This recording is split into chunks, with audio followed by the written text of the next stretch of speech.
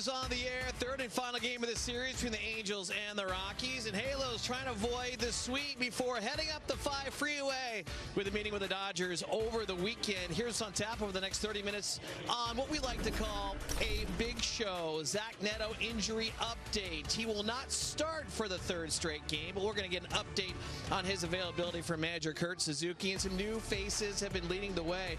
It's like a new detective show. Siri and Meckler. I think it's going to be in theaters coming soon near you, but these two guys certainly bringing the energy. And talk about energy, Walbert Ureña's hot start, one of the best pitchers in the month of May.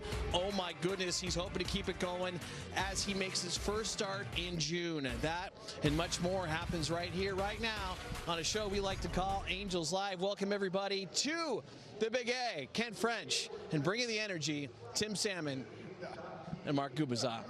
Come on, fellas. Frenchie, let's go. Let's bring it on. You know what? Speaking of energy, Zach Neto off the top. He's a guy who's missed he will miss now the last 3 games, but he is available here tonight. But I want to kick things off, Tim, talking to you about a team that is struggling in the Angels. Zach Neto become one of the leaders. What does he bring to the team, or what should I say are the Angels missing when he's not in the lineup? Well, he sets the tone for sure. I mean, the way he goes about business, he sets the tone right out of the gate. Going up there with that ambush attitude, I mean, it really energizes the team with the things he can do. Gets on base, steals bases, makes some things happen. Defensively, he's out there, makes the plays. Of course, he's that key player in the lineup to get things going. And when you think about the clutch style of his play as well, I mean, he's the guy late in the game or in the big moments of the game. He has the ability to lower that heart rate and really come through clutch in those moments. I mean, think about how many times he's homered off the best in the game, from Skubal to DeGrom, sure. all the big time names. Verlander, he's done that throughout his career, and he jump starts the team. Just his energy, even on the bases, stealing bags, making those great plays defensively. When you don't have that energizer bunny out there, you got to try to get other guys. There's a few other guys that are providing some energy, but not having Neto for these last 3 games is always a tough one. And he sets the tone, leading off the game usually, and we've seen that throughout the course of the season. But let's go back to the injury, Gooby. Saturday night in Tampa Bay, you were there, you saw it, and initially it didn't look good. No, it didn't look good. I mean, from the view we were up there, you see that all that weight as he's going a head first slide towards, slide in their home plate with the feet, and he's landing right on top of all that weight, that hip check. You see how that neck just snaps quickly and goes towards the ground. You could tell right away that was an uncomfortable feeling for Zach Neto. So here you are going as quick as you can, steals third base, trying to score on a wild pitch, that slide in there at full force, and then the pitcher coming in there quickly himself, trying to prevent a run going up against his ledger as far as a wild pitch, and he goes down and puts that body on top of him, and you see how that neck just jars. Yeah, diagnosed with whiplash, we know that's not a good thing, and it continues to get worse, as it progresses and things starting to tighten up. Let's get an update from manager Kurt Suzuki. Earlier, he talked with Erica Weston about Zach Neto. Neto is not going to be in the lineup. He's be available to pinch it off the bench, same as last time. After talking to trainers and stuff, we just felt like the best thing for him, is to give him an extra day with the day off tomorrow, and go from there. We mentioned what he brings as a leader and the energy, Tim, but let's talk about his last 17 games. I mean, he's a guy that was starting to heat up at the plate, and that's certainly, missing from the lineup for the Halos. Well, for sure. I mean, you look at his numbers. I mean, he has 9 home runs, hitting with the bases empty, but with runners in scoring position, that's when he really shines. I mean, in the 47 games, he's a homer and 15 RBIs, but the key is that he's hitting at a 255 clip. He really comes up with some of those clutch moments. Again, it's a certain player that can go in there in those moments against the pitcher when the game's on the line, and really just kind of take that determined energy, focus, whatever you want to call it, and make it personal. And he does a great job with that. I mean, the thing is, too, he's so impressive because he's really good on elevated pitches. And when you think about it, especially out of the bullpen late, majority of the pitchers coming in there, they're 4-seam fastball guys that run those fastballs upstairs. So that's why he's so successful in those moments also. So it's definitely a big hit, especially the way he's been swinging the bat. He went through that tough stretch swinging the bat, but now, just before this injury, he was locked in and doing a lot of things offensively that were really helping the team go. And Tim, it brings continuity to the lineup as well. When you know who your leadoff guy is going to be, a guy that's been setting the table, that kind of sets the tone for the rest of the lineup. Well, we talked about it last night. I mean, with him out of the lineup, I mean, everything was shuffled out. The whole infield was different, and you wonder about some of the plays last night. You had a couple overthrows, a couple maybe guys that were maybe not in the position the outfielders were expecting them to be in. So it can definitely, have an effect on having that that cog in the wheel, so to speak, that shortstop, that guy you count on every night. All right, Gooby, you know, with injury brings opportunity. When a team is struggling, maybe some guys get a look that they might not normally get, and we've seen that in Wade Meckler and Jose Siri. I mean, they have brought not only energy but production to this team. They really have. I mean, you just love the fact that they're enjoying themselves. They're relishing the moments they've been able to go up there and perform at the highest level. Siri's, he's a guy. I love that shot.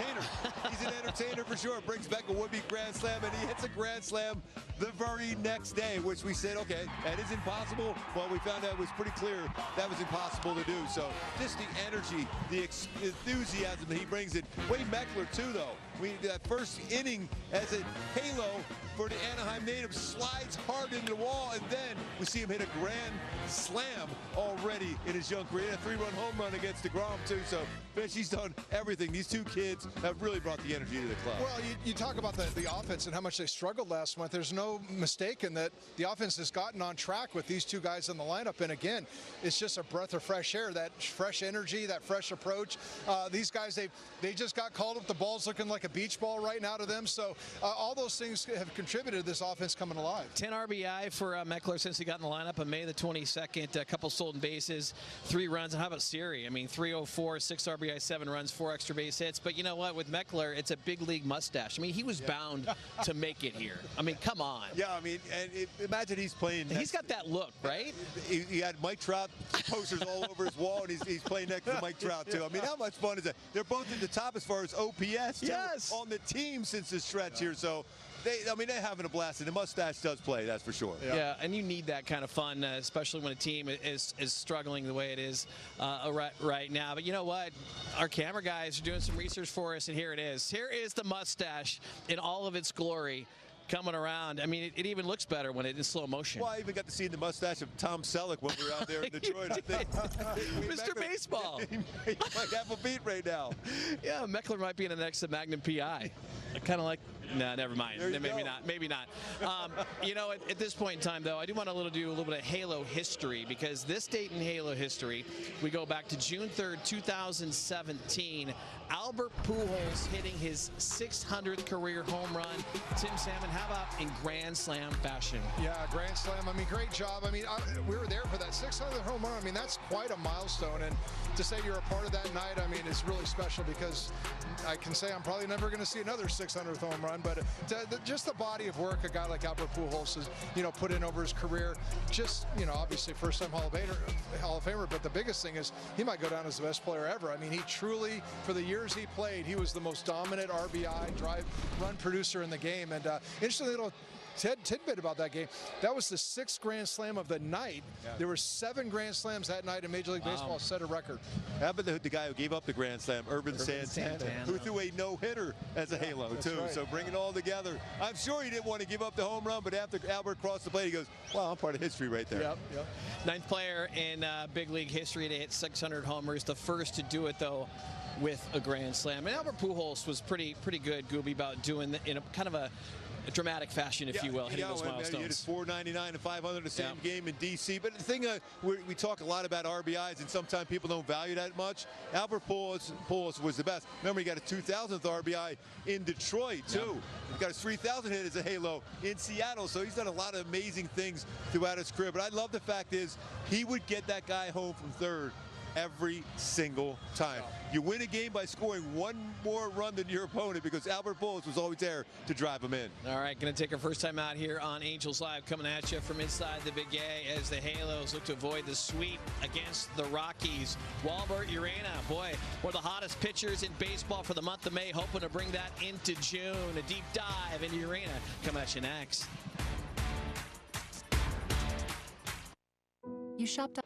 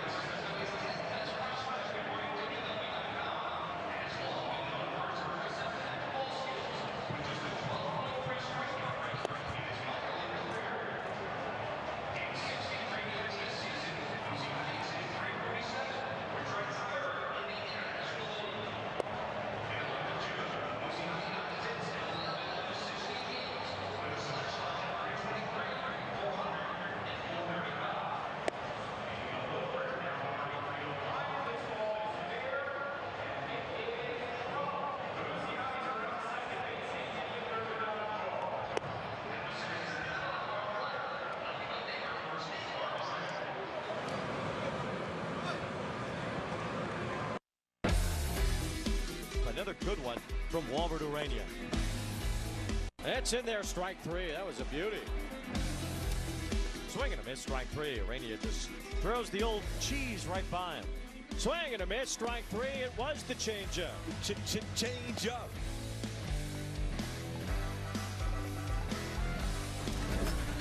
22-year-old rookie Walbert Ureña is on the hill here tonight as fans filing in on Pride Night at the Big A as the Angels look to avoid the sweep against the Colorado Rockies. As we welcome you back inside, and fans hoping that the Halos can turn things around.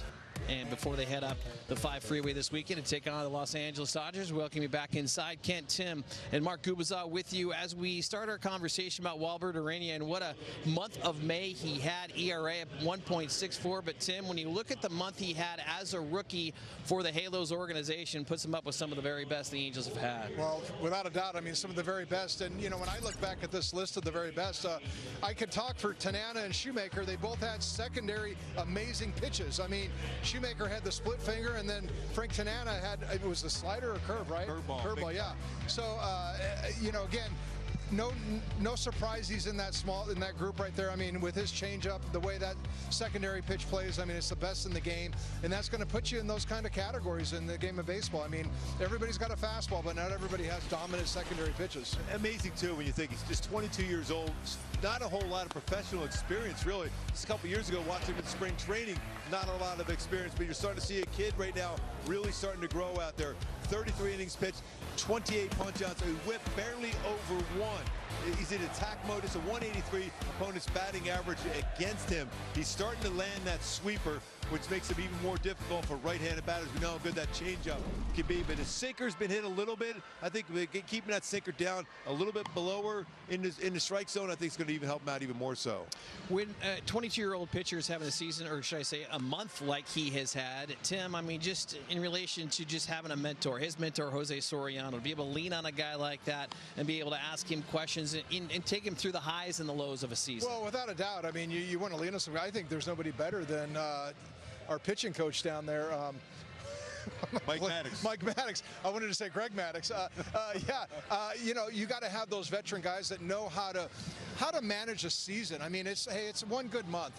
A lot of guys have one good month. I mean, it's hey, what are you going to do next month when maybe you're not feeling it with that changeup or something? I mean, you got to be able to navigate, and that's when the veteran presence of having guys around can really play big. Yeah, Soriano, really, they can have that conversation because they both have those power sinkers. He's his devastating splitter. You know, you got the changeup Ureña, so they know exactly where their arms should be and where their hands should be on the baseball as far as getting that sink on the fastball. They both talk back and forth on days they're pitching. Just if they see something during the course of the game, that helps out tremendously. Just that comfort zone with two friends going out there with similar type of stuff. Well, Walbert certainly got an arsenal that he has been finding a lot of success with. Let's take a look at what the opposition's been struggling with here, especially in the month of May, and that changeup front and center, Tim. Well, it is. I mean, the usage, I mean, it's number 3 in baseball in usage at 35% and K rate. I mean, the change was phenomenal. I mean, 152 batting average right there. That's unbelievable. The four-seamer, you know, the four-seamer plays well. The two-seamer is the pitch that's kind of surprising me that it's not playing better than it is. But, you know, I think guys are up there maybe ambushing him when he's trying to get ahead in the count early on that, and maybe he just needs to find a different way to work it in. Yeah, that's sinker. Just keep it down a little bit more. So the thing is, I find fascinating about his changeup, he changes speeds on his changeup. Right. It could be 93, it could be 87. And I never forget when I go, hey, do you change speeds on your changeup? He just started laughing. He goes, yeah. I go, how do you do that? As a 35-year-old veteran, I couldn't even think about doing that. So that's the thing was so impressive about him. So young, yet able to change speeds on his changeup. All right, for more on Walbert Ureña, we bring in Erica West. And Erica, we've been talking about the talent of Ureña, but let's talk about the composure, what he has above the shoulders. Certainly mature beyond his years. No question, Frenchie. Yeah, you guys were talking about the numbers, 1.64 ERA and 6 starts in the month of May. You could argue he could have gotten more attention for for May Rookie of the Month in the American League, if not for the unbelievable month that Chicago White Sox rookie Munetaka Murakami had.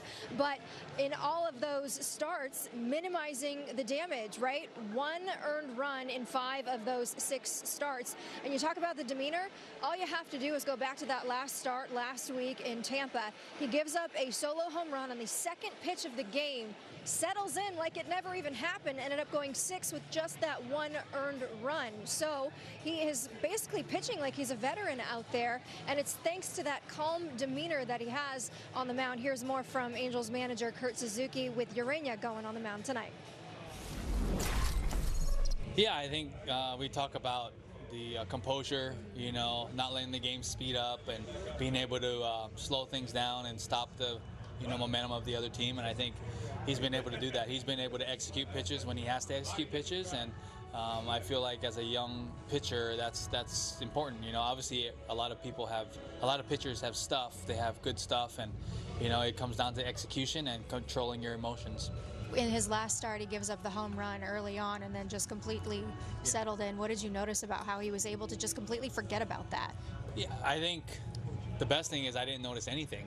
I think, you know, I didn't even notice him being rattled. I just saw him give a homer, get the ball, and start, you know, throwing strikes again. So I think that was the thing that stood out, is I didn't even notice anything. He just put up zeros after that.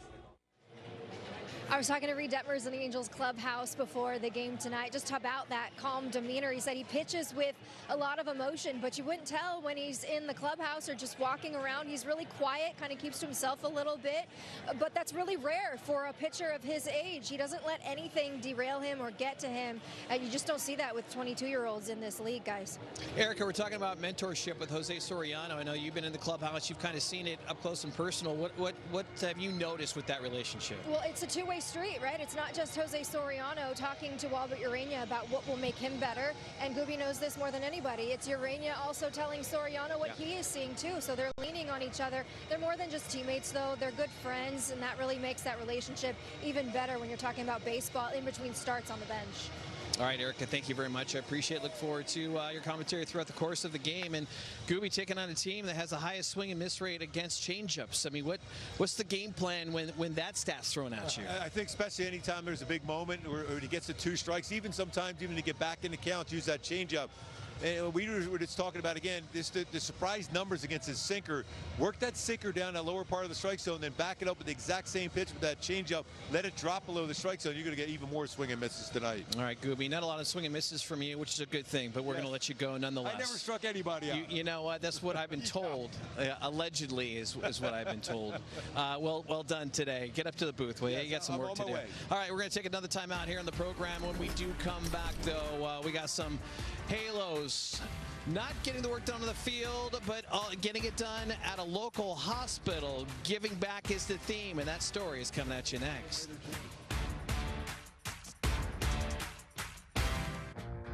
After 130.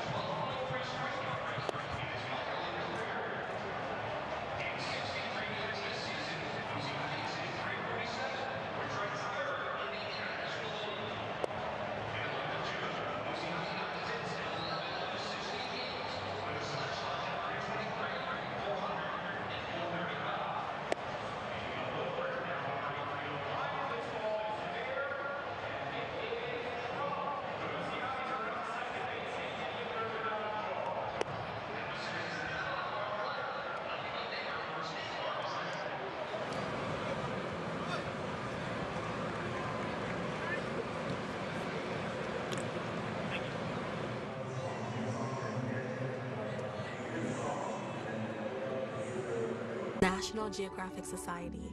Wonder awaits.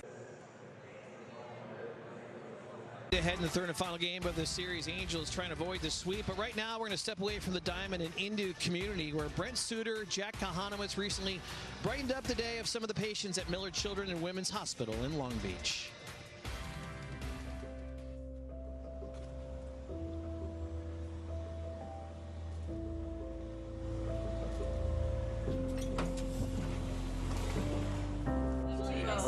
Very nice to meet you. Thanks for having us, Jack. Nice to meet you. Excited to have you come visit our kids today. Oh my gosh, thanks for having us. Some kids will be more talkative and some will be a little on the shy side. Abby. How are you? Say hello. Good morning. She's like, I don't know. These are my friends from the Angels. Want to say hi? Can you say hi? All right, nice. Oh, you got it, yay. Oh, okay. Did you smile? Did you smile? Hey, buddy. These kids are dealing with so much adversity so early in life, and they're just handling it like absolute champions. We're so blessed to do what we do, and these kids are fighting a battle that we can't even imagine. And just to be able to come in and give a smile, you know, have a nice conversation, it meant a lot. Here's a ball for you, buddy. Hey. And a hat. There you go. Red hat. Oh.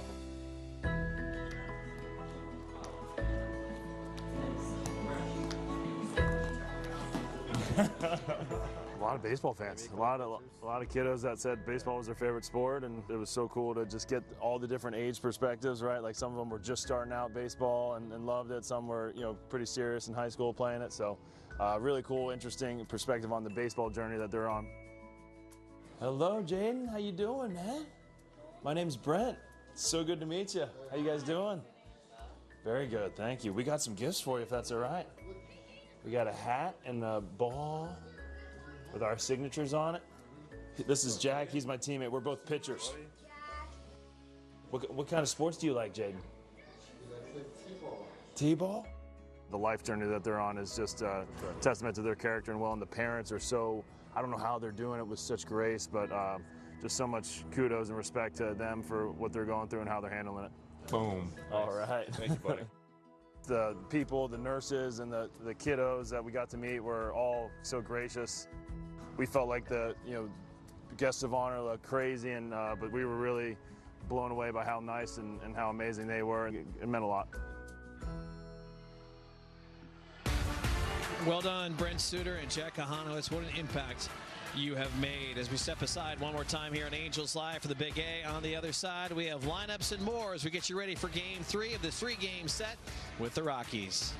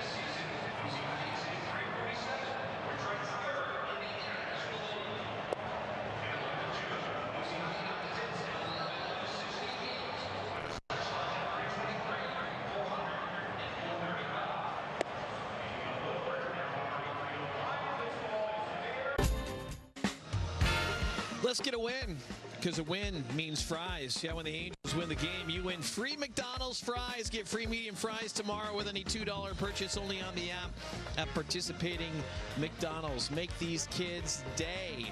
Make them even happier than they are now. Just get them some free fries with the win. And here's a lineup, Tam, that hopefully can get a W for the Angels. No Neto, but Meckler in that 3-hole for the second straight night. Yeah, hopefully this offense can put together some runs tonight. Only 2 runs last night, but again, just boy, you got 4 names in there that started out in AAA, so that's where we're at right now at this point in the year. But these guys bringing some energy to the ballpark. Michael Lorenzen on the mound. He's going to make some mistakes with the secondary pitching right now. Do not miss them.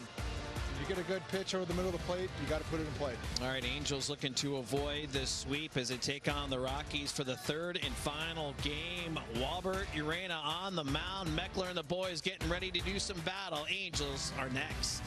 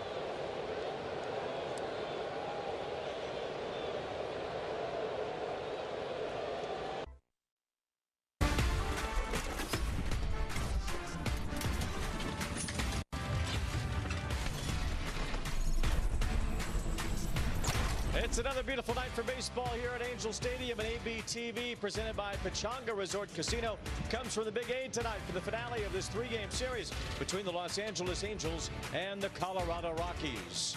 It's Walby's world tonight. Walbert Ureña, the talented rookie for the Angels, looking to keep things rolling for himself and get the Angels back in the win column after losing the first 2 in this 3-game series. Alongside Mark Gubas, I'm Wayne Randazzo. Guba, the Angels certainly could use a win against this Colorado club. I know Wally Joyner's out there with the Wally World and Walby World. I love that. The way he's throwing the baseball right now, you feel good about your chance to be able to find a way to win this game against Colorado, who swung the bat really well, but that changeup, they don't hit that so well. Now, Ureña certainly has a terrific changeup. It's been his go-to pitch for a lot of this season, and he's trying to continue off of a great month of May where he had a 1.64 ERA, the second lowest ever by an Angels rookie starter. I mean, 22-year-old, not a lot of professional baseball experience. He's growing at the major league level. And what he did in the month of May, when you think about Matt Shoemaker at the top at 1.41, 1.64, incredible what he has done. Is that sweeper's gotten a lot better. We know how good the changeup is. Four-seam fastball is good. He's just got to be a little more successful with that sinker, and he's going to be dominant. A whip barely over 28 punch-outs in 33 innings pitched in the month of May. He's not a dominant strikeout guy per se, but his changeup is definitely a swing and miss pitch. And Ureña has been terrific throughout his last 6 starts. He put together another quality start against the Rays. Only 2 earned runs allowed in his last 3 outings, and he'll try to shut down this Rocky team that's suddenly gotten pretty hot here over the last week. And he really slows the game down really, really well. Even if there's some traffic on the bases, it doesn't seem to affect him at all. That's when he uses that changeup even more so. Michael Lorenzen, the former Angel, on the mound for Colorado, and he'll try to slow down 2 of the hottest Angels hitters lately. And you'd think it might be the likes of Zach Neto or Mike Trout or Joe Adell, but Neto and Adell not in the lineup. It's Jose Siri, it's Wade Meckler. Well, seriously, yes, Siri being seriously doing everything so well. Robbing a would-be grand slam, and then the next day hits a grand slam. The 2 of them at the top as far as OPS for this club, and that's what's so impressive about Siri.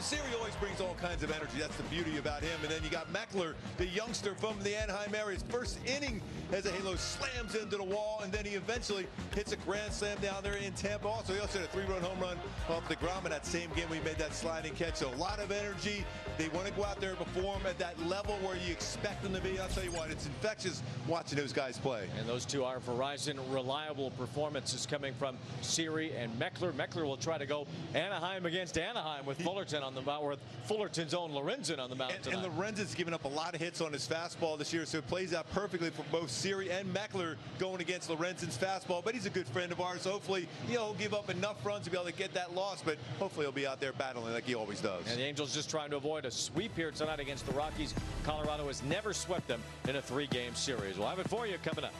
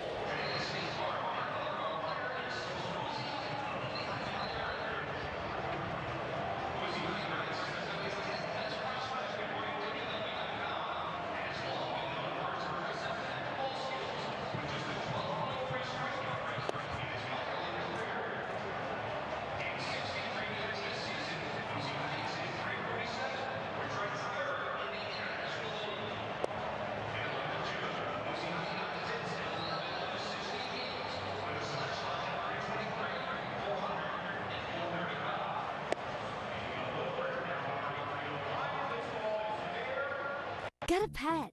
Find your reason. Angels baseball on ABTV brought to you by Hyundai. There's never been a better time to test drive that Hyundai you've always wanted. Visit your SoCal Hyundai dealer today. By Jack in the Box, get fired up with the Hot Ones Munchie Meal. And by Stubba, proud partner of Angels baseball.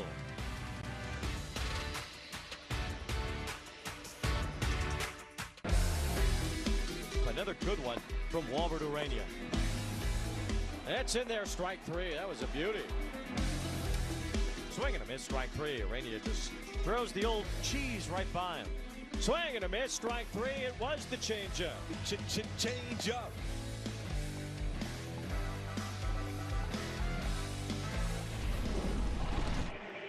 Walbert Ureña getting ready for another performance here tonight, trying to keep going what has been just an excellent six-start stretch for him. And it's so under control, too. And, obviously there's some pressure on a young pitcher like this to be able to stop this losing streak here and be able to go out there and at least win one of the games here against the Rockies. My go-tos for him to have that big game, which they desperately need from him, and some length today.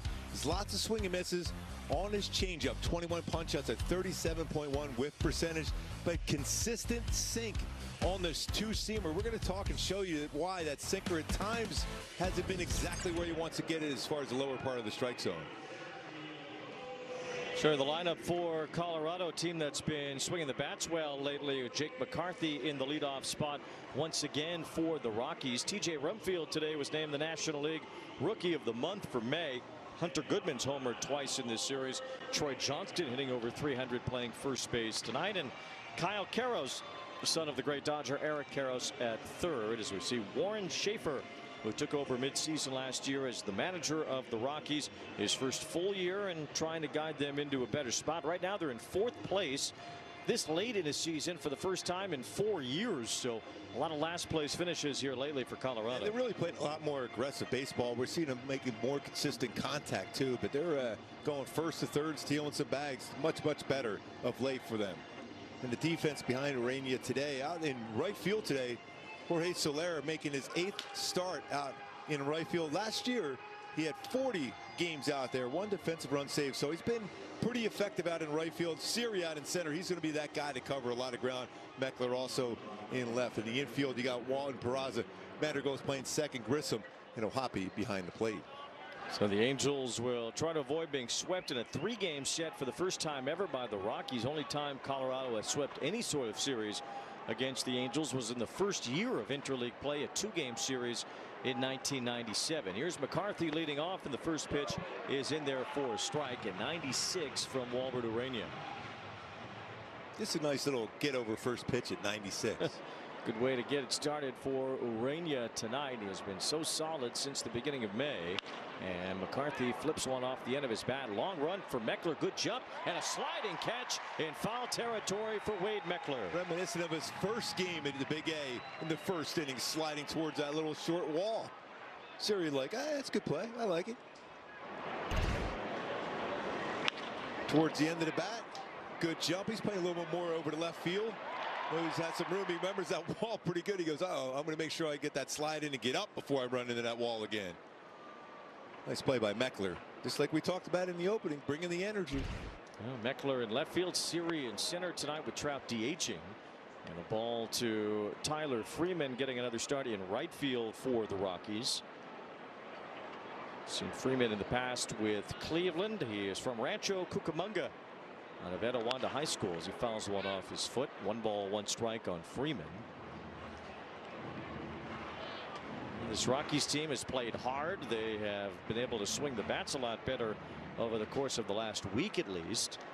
And they're just trying to get things in the right direction in a very tough National League West. The Dodgers, Padres and Diamondbacks all playing very well. Rockies have no illusions of winning that division this year, but they just like to take steps forward after a 119 loss season a year ago. And it seems like they are taking steps forward. Yeah, they are. Missed that contact they've been making. They've been pretty patient, at least in this series against the Halos. They got to figure out the pitching. It really is their biggest issue right now. Their starters ERA 5.68. Freeman grounds one to the shortstop. Oswald Peraza has that in front of him in a strong throw. Boy, that was a great sinker there, Wayne. That ran right in on the hands. That's the ideal sinker you want. Not able to get that barrel out. Starts in the middle. Look how much it runs in on him. And is it soft contact? And it's 76 miles per hour exit velocity on that. It looked like it's a hitter. You're thinking it's right in the middle of the plate. And before you get a chance to get the barrel out, it's on the handle. 2 out, nobody on, and Rumfield is the batter. He's the DH tonight. Mentioned he's the National League Rookie of the Month for May. As Rumfield is now hitting .286 in his rookie year with 8 home runs. Well, Hoppy, what did he want to challenge this and didn't get it in, or what happened here? He said he's tapped his helmet. Well, Hoppy's frustrated. Now Kurt Suzuki will come out. Bill Miller, the third base umpire, and crew chief will join the conversation. That was a strike also. Yeah, very much a strike. Over the outside corner. We'll take a look at what Hoppy did. The catcher is challenging. I love the fact that Bill Miller came back down there. Yeah, Bill Miller kind of took over and said he saw it and overruled the home plate umpire then, Chad Fairchild. So the challenge does go off, and the Angels will win this challenge. Strike. Los Angeles has 2 remaining. And the first pitch strike, as it turns out, to Rumfield. Hoppy on top of that. Good job by Bill Miller on that one too.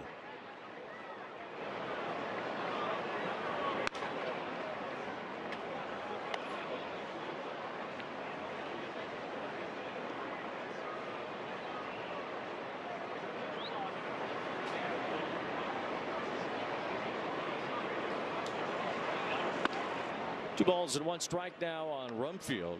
So far, a couple of his changeup he's left upstairs. That means that quick adjustment of keeping that shoulder in and getting the hand and arm at the right angle to be able to drop that changeup down. He's got 2 outs to start things off here tonight. Now a strike on the outer edge to Rumfield makes it 2-2. Last start, 1 run allowed in 6 innings. 1 run allowed in 5 the outing before that. No runs in 6 innings before that. He's given up 2 runs or fewer now in 6 straight starts going back to May 1st. And his poise, his comfort on the mound, he looks like a veteran out there a lot of the time. When things start to get tough, he doesn't wilt at all. He's got some life and run on his fastballs between his 2-seam and 4-seam already. Remember, when you think about his ERA on the season, it's still incredible overall. But he had that tough outing down in Houston in relief, where he threw that ground ball away at first base and kind of went away from him. Chopper foul keeps it 2-2. Other than that, he's been incredible. That sweeper is big for him.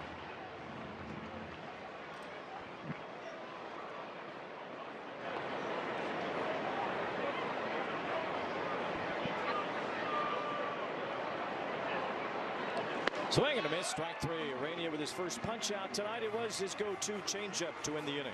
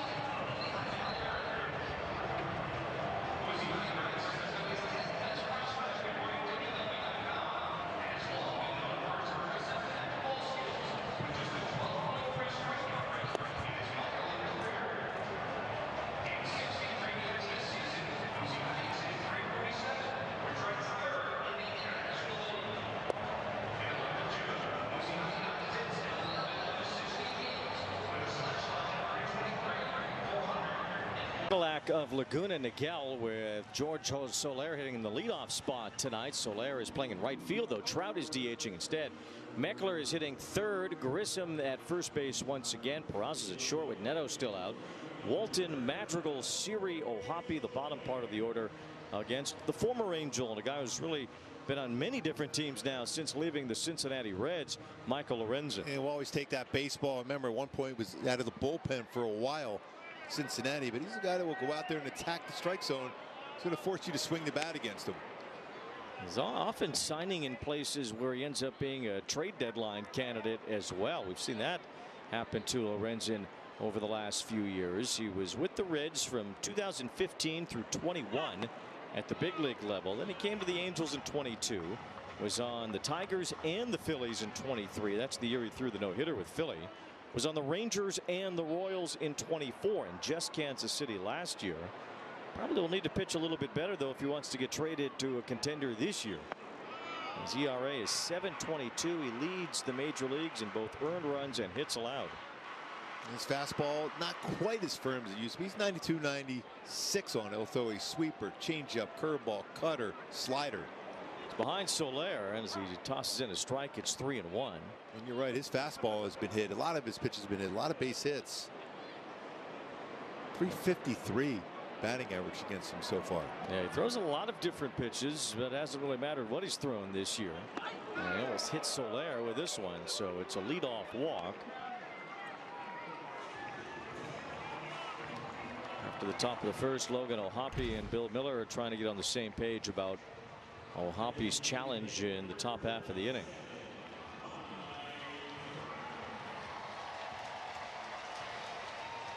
Yes. Jose Soriano says it's really easy, just supposed to hit yourself on the head. Yes. There's Trout looking at a strike against his former teammate Lorenzen. Which anybody in the modern game, if they've crossed through the Angels at any point during their careers, they're a former teammate of Trout at this point. There's a rocket towards center field. Moving back, McCarthy, though, will have some room. Ball was hit well by Trout, but stood up for McCarthy. 1 out. My go-to is to be successful with a swing like that. Hopefully that'll continue against Lorenzen here tonight, is drive those fastballs throughout. I mentioned a 394 batting average, 5 home runs allowed, and knocks with runners in scoring position so far this season against Lorenzen. A 358 batting average with runners in scoring position. That ball's 99 off the bat of Trout, just didn't really go anywhere. Out toward the deepest part of the field. Here is Wade Meckler batting third for the second straight night. A little local flavor right here. This is it. This is Anaheim against Anaheim. Lorenzen, born in Anaheim, went to Fullerton Union High School. Meckler out of Esperanza High School. And foul behind home plate. Fullerton Union High School is the high school of no-hitters. Michael Lorenzen attended. He threw a no-hitter as a member of the Philadelphia Phillies back in 2023. But he's not the only one out of that high school to throw a no-hitter. Walter Johnson did. Steve Busby did. And Mike Warren did. Steve Busby didn't he? No, did he? He did. That ball hit sharply and through a base hit. Well, no for tonight's game for Lorenzen, as Meckler chops one through the right side, and that's the first Angels hit. Yeah, talk about bringer of the energies, bringing it already here. Giving Vaughn Grissom a chance to drive him in. That's a changeup, just held by that grip, but it stayed upstairs. The changeup upstairs becomes a very hittable pitch. About above the belt, almost let her high.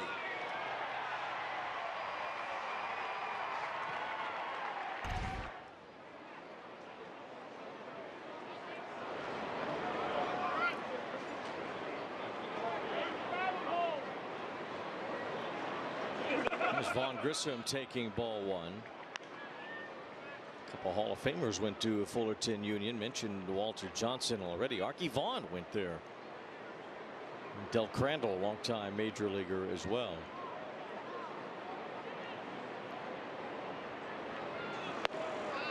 Two balls, no strikes on Grissom as the Angels try to get something started here in the very beginning against Lorenzen.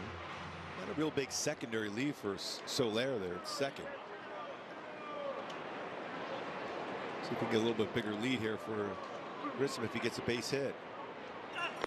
It's 3-0. Rockies have scored first in each game in this series so far. Angels trying to do that for the first time in these 3 games. Some traffic on the bases against Lorenzen.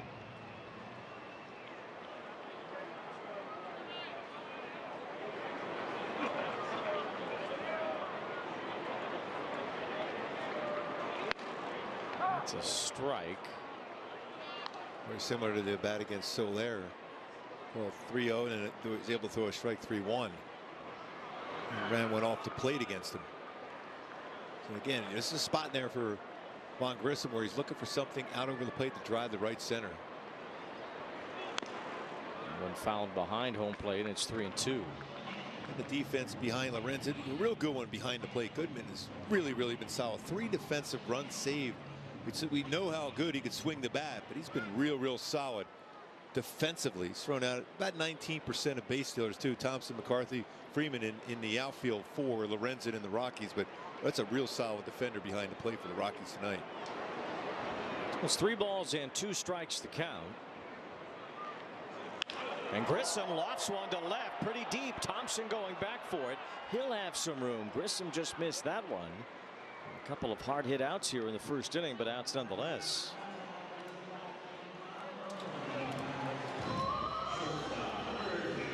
One of those 6 or 7 different pitches Lorenzen will throw. That slider was at least down. That's the only reason why that stayed in the yard. So 2 down, and now Oswald Peraza bats. One thing about Lorenzen this year, yeah, he's got a high batting average allowed, but especially so against lefties. Angels, though, without Nolan Shotwell, who's on the injured list. Moncada's on the IL. So some of their left-handed bats are missing at the moment. A lot of right-handers end up in the lineup here tonight against a guy who's really struggled against lefties. Meckler, a left-hander with a base hit. And there's a strike to the right-handed batting Peraza. Lefties are hitting .425 against Lorenzen. With 8 home runs allowed too. 1239 OPS, on pace to be the highest for any starting pitcher in the last 50 years. 1 ball, 2 strikes on Peraza. The Angels just naturally cannot take much advantage of that with only 2 lefties in the lineup tonight, although one of them on deck in Walton.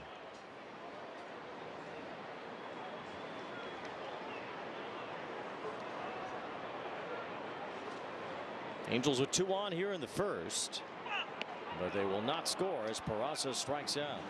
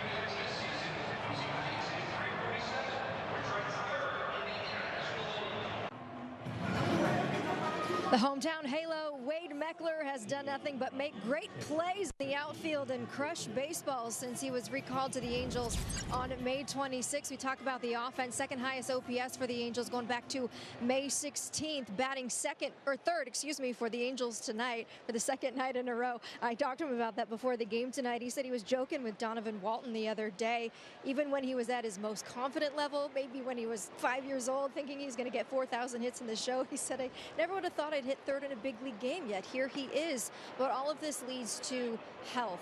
He said the injuries have made it so he hasn't been able to play up to his capabilities, hitting on one leg last year basically with a torn quad, the year before that a broken hand. So really the first full healthy season since 23, and really feels like the adjustments he made in the offseason came to fruition. Guys, he said he went to a gym this offseason who looked at movement deficiencies, tried to figure out what's causing all the injuries, found some things in the swing as well. So a combination of a cleaner swing, moving cleaner, and being healthy for the first time in a few years led to big things for the Angels. Yeah, when you see his swing, though, it's so direct to the baseball right now. Even that base hit, a high changeup by Lorenzen, hit that one hard. So those movements he's having right now, not wasted energy. Meckler at 371 his first year of pro ball when the Giants drafted him, and he went to San Francisco pretty quickly. Just as quickly here, Hunter Goodman draws a walk, 4 pitches, puts him at first base. And the leadoff man on here in the second. That might be a better idea to just let Goodman take first instead of taking them all. He's hit 2 home runs in this series and has 15 now on the year. He's hit everything hard too. Goodman's actually about to become the Rockies' all-time leader in road home runs by a catcher. There's only one behind Chris Iannetta for the most road homers ever by a Rockies catcher. That's hard to believe. Oh, old buddy Chris Iannetta caught a no-hitter. He did. Even in the heyday for the Rockies, they didn't have a great power-hitting catcher. Joe Girardi was their catcher early on, and they never really had too much power at that position over the years. Something in Johnston's eye. Been a good series for Troy Johnston. Was on base 3 times yesterday and twice in the opener of this series. 318 now.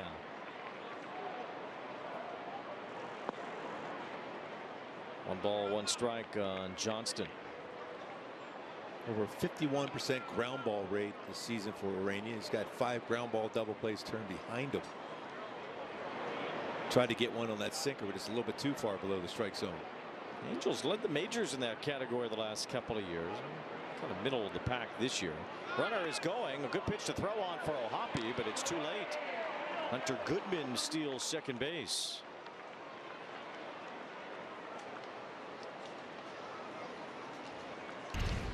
This is 4th stolen base. Pretty good jump. It looked like O'Hoppe could get a real good grip on that one too. Takes away that double play ball.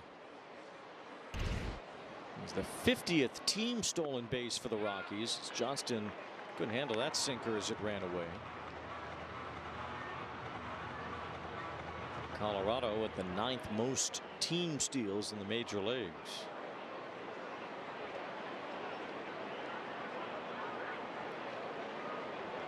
Swing and a miss, strike 3. Well, Ureña just barreled up the fastballs and blew him by Johnston. Yeah, sinker and then 4-seamer.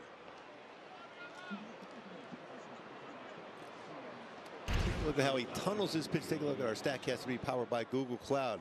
Out of the hand, that sinker, 4-seamer, changeup, and sweeper. Very difficult to be able to find and read the difference of those pitches. And he runs that 4-seamer. Got to buy a pretty good fastball hitter rather easily upstairs. Ball 1 to Willie Castro. We talked about the Rockies' bugaboo this year offensively has been the changeup itself. Ureña struck out T.J. Rumfield with 1 in the first inning. Rockies have the lowest exit velocity of any team on changeups this year. And there's Castro out in front of him. That was a real good one there.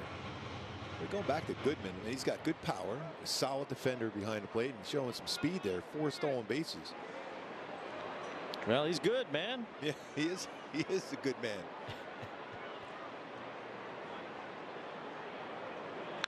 There's Castro popping one up, shallow left.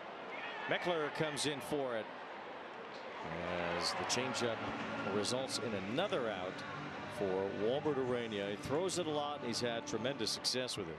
A lot of soft contact and a lot of outs with it too. Batting average is 143 versus his changeup. Some pretty good ones ahead of him there. This changeup is electric. One thing that's in our game notes here is how effective his changeup has been following a fastball. Sterling Thompson is the batter as he looks at ball one. So you see the fastball there. Now when he comes back with a changeup on the next pitch, opponents are just 1 for 27 on the changeup in that instance. Part of his Wayne, because it's that same plane in there, and it's about a separation of about 6 or 7 miles per hour on it. He tried it. The count is 2 balls and no strikes. Entering tonight, Ureña with the second best changeup in the majors as far as run value, only behind Christopher Sanchez, who had his long scoreless streak come to an end tonight, but still pitched a really good game against the Padres. 50 2/3 innings. We're not giving up a run before finally giving up one. The longest streak by any pitcher in the major leagues since Oral Hershiser broke Don Drysdale's record in '88, and the 5th longest of all time. Lost it with 2 outs in the 7th inning against the Padres today. A team that doesn't score much. 2 balls and a strike. And a little bouncer here towards short. Peraza will play it to first on the run and in time.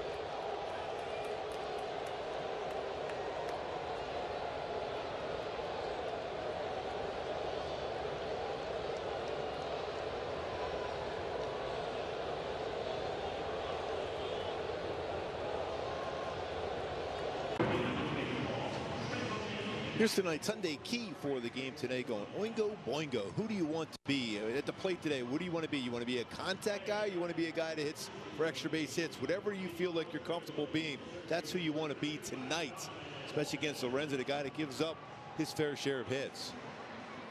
Angels had a hit in the first inning, was from the left-handed batting Meckler. Now Donovan Walton, the only other lefty in the lineup, looks at a strike. Walton's hitting 300 in his short time in the big leagues since being called up.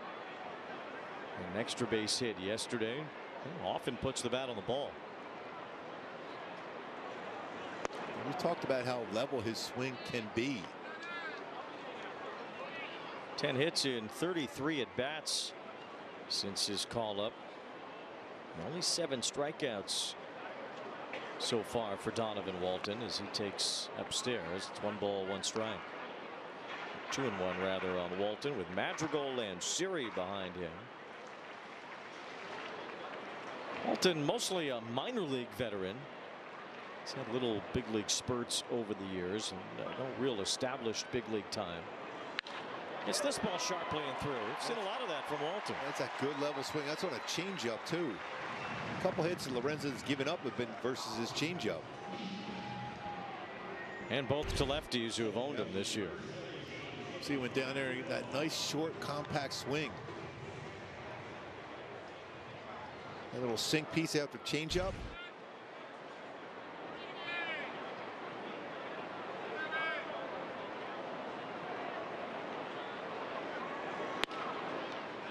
Ball one to Nick Madrigal, getting a start at second base today with Zach Neto still not in the lineup. Angels just don't want to rush Neto, want to make sure he's feeling right before he goes back out. The team has an off day tomorrow.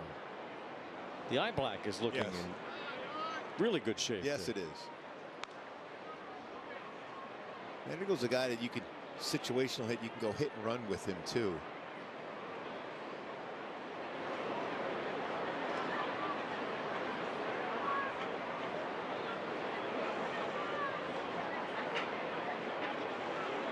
A straight stealing against Lorenzen is not an easy thing to do. He's only allowed a couple stolen bases, one caught. Only 47 in his career. He's pretty quick to the plate.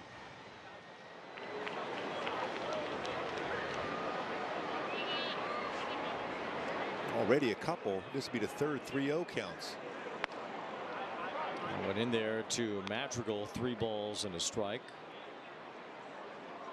Madrigal had 2 hits in his Angels debut. He's not had one since then. Former first-round pick, and a very high pick at that. The White Sox made Madrigal a top 5 pick.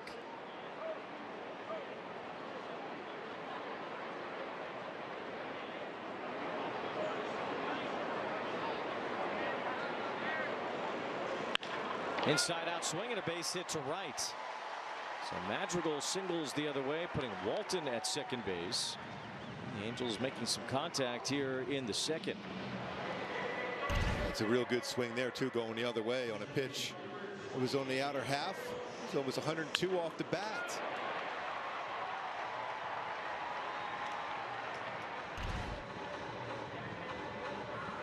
The Angels trying to have it set up here. Jose Siri is on his way to the plate, and we'll have a quick ride with Hyundai.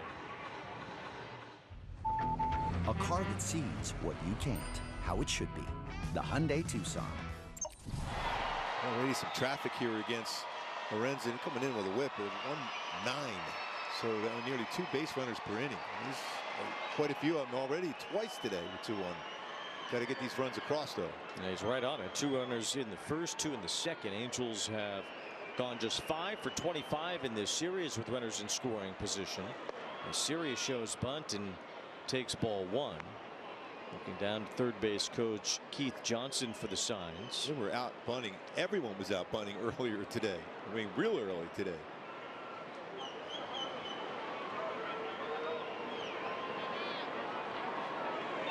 Siri swings here, and that's a foul ball. Ball was laced. Bill Miller. Look, he just knew he was getting out of the way. Look at that. It's under control. Looking in the dugout, I go, no problem. Look at that. How smooth he was. Yeah, still got it. Yes. Crew chief and umpire at third. 1 ball, 1 strike on Siri.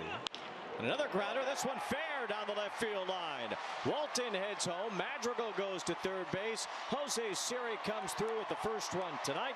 RBI double. 1-0 Angels. Well, already that opening's playing out well with Meckler and Siri. Third double, 9th RBI. Siri turns on that sinker in and keeps it fair. Just that threat of the bunt, weighing the first pitch, brings your third baseman in, ends up being that base hit double down the line. he is the bringer of energy. Jose Siri, well, we talked about our Verizon reliable performances. Yes. Meckler and Siri, and well, they've continued at it. That's why it's called reliable. 1 ball, 1 strike on Logan O'Hoppe, hitting the number 9 spot today. Infield is mostly in here for the Rockies, so a chance for O'Hoppe to drill one through and bring home 2 more runs. 3 straight hits start the inning. Now ball to the backstop. Madrigal heads home. Wild pitch moves Siri to third. 2-0 the Angels lead.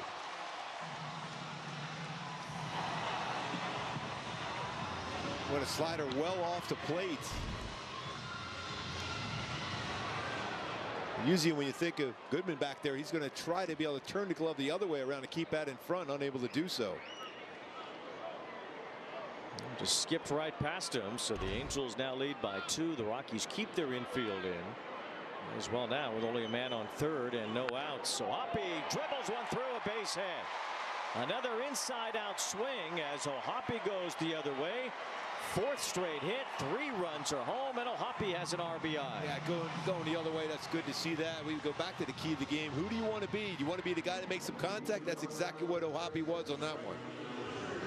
There's times called for driving the ball deep in the air. There's time for contact, and he was able to do that and punch it by the first baseman. So the 6 through 9 hitters for the Angels all get hits to start this inning. 3 runs, 4 hits. Now the top of the order. Jorge Soler looks at a strike. And a rough go for Michael Lorenzen.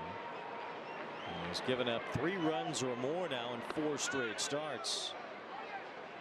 Falling behind Soler again. Remember last at bat it was 3-0. 4 throwing a strike and then walking him. Now 2-0.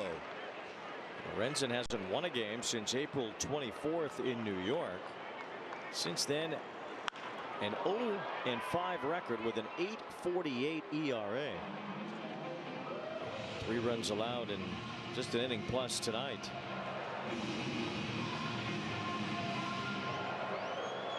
Soler's had a good series, batting leadoff throughout these 3 games. 4 for 9 so far, and a leadoff walk tonight.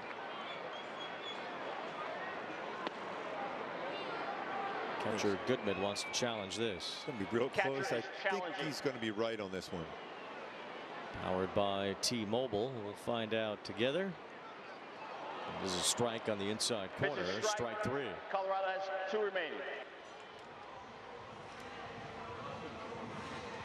Soler, the first out of the inning, brings up Trout, our daily Kia player profile, centered on the future Hall of Famer, as Trout has crushed the Rockies to the 2nd highest OPS of any batter against them.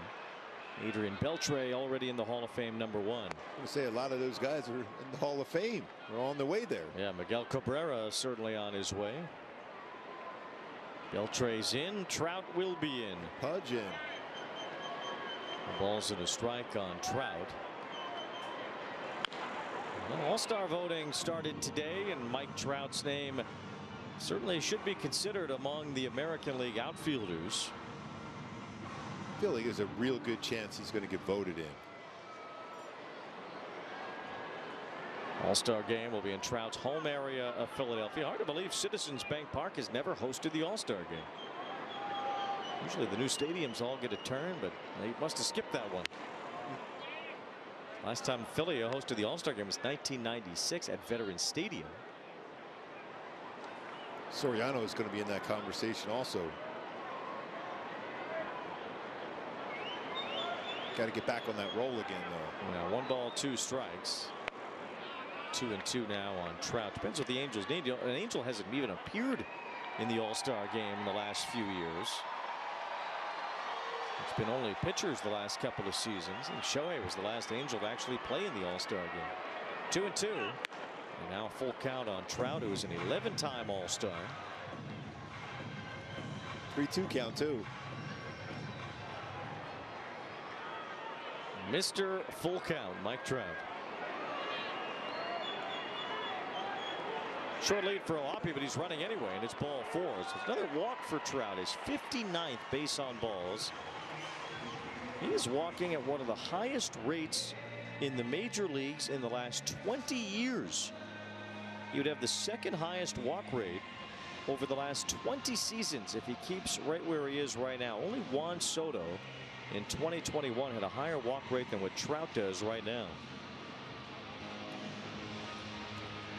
Another base runner for the Angels. And the amazing thing too, Wayne, a lot of those walks, they all started with like either an 0-1 or 0-2 count to work back to a walk. He's taken a lot of first pitch strikes.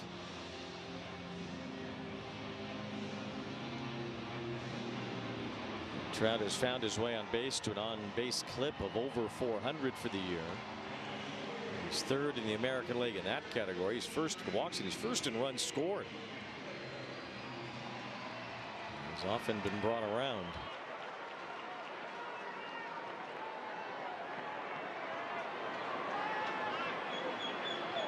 Here's Wade Meckler with runners on first and second. As he looks at a strike. Meckler shot a base hit through the right side his first time. Now hitting .344 since coming up to the majors. That was a borderline strike call. That probably was out of the strike zone.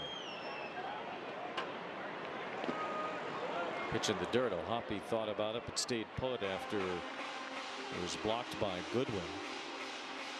You look at Meckler. I mean, this is not just slapping the ball around either. This is a productive .344. He's slugging close to .600.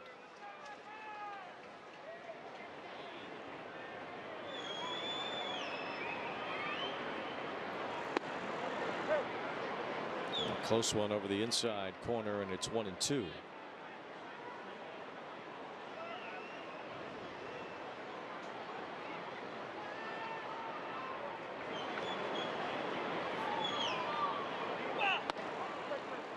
Punches him out for strike 3. How about that movement on that sinker? Yeah, that seemed to go around the world before cutting back over the inside corner. Boy, Mike Maddox looking from the Angels dugout said that looked a lot like his brother Greg Maddox, the two-seamer.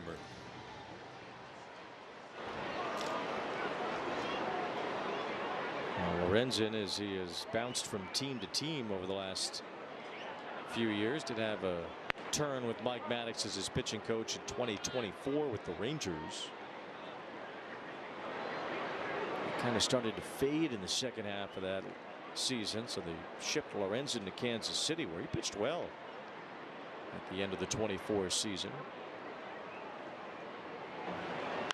Helped the Royals make the playoffs that year.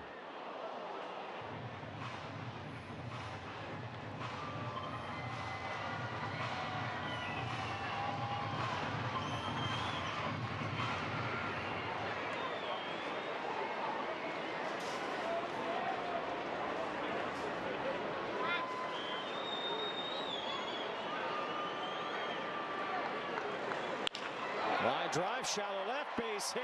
Grissom dunks it in. Around third, O'Hoppe trying to score, throw home, gets by the catcher. O'Hoppe safe. Trout goes to third base, and on to second. Grissom, RBI for Vaughn Grissom. It's a 4-run inning for the Halos. He had 11 of them on that last road trip. Picks up an RBI here. Tell you what, that was a pretty good throw. I think if he's able to control that baseball at the plate, maybe that's going to be an out.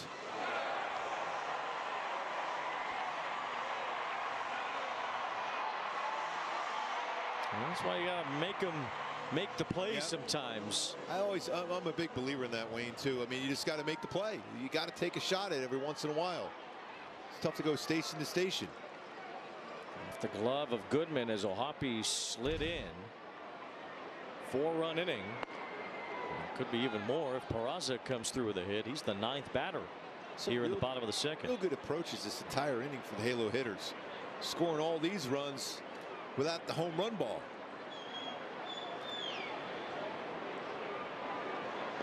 There's another one that gets away. Trout comes home. It's 5 in the second. 2 runs have scored on wild pitches.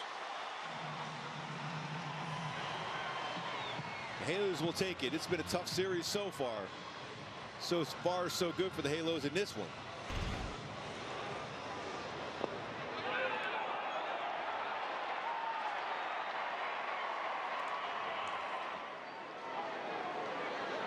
Five runs on 5 hits in the inning. 2 wild pitches, plating runs. Rough continuous to the season for Michael Lorenzen. It's not a lot of strikes thrown for him. Usually a guy that's around the strike zone. Hasn't been as much this season. So he had 57 pitches, 31 strikes. Ground ball, base hit, another run. Oswald Peraza sends Grissom home. 6-0, all 6 runs in this inning.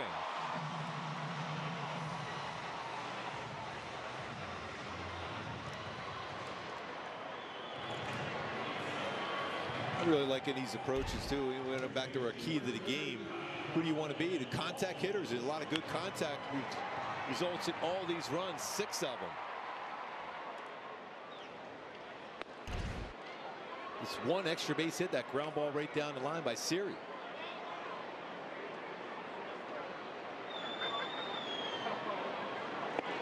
Walton out in front of that. Angels with 4 hits with runners in scoring position in this inning.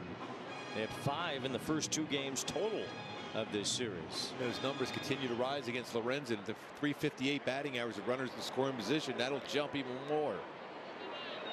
Yeah, everything jumping here, including the ERA now. 7.93 for Michael Lorenzen. Fly ball to left center off the bat of Walton. Angels bat around. They swing to a 6-run second against Lorenzen. And some really good approaches and swings throughout this entire inning, leading to 6 runs. Walton be able to turn on that one. Going the other way, Madrigal break down the line by Siri, then Hoppy going the other way. Good swings for the Halos.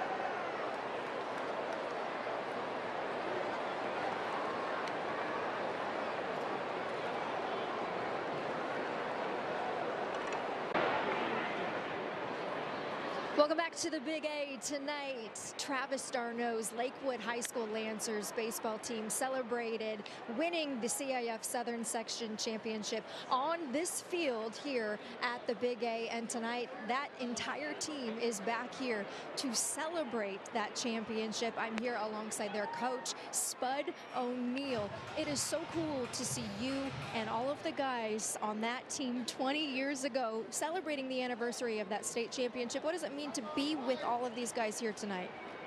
It's so amazing. I got a call from Matt Razzo, who's one of our players, and he said, "Coach, we're going to meet at Anaheim Stadium. Would you like to go?" And I said, "Yes." This team was special. It was so much fun, and not just baseball.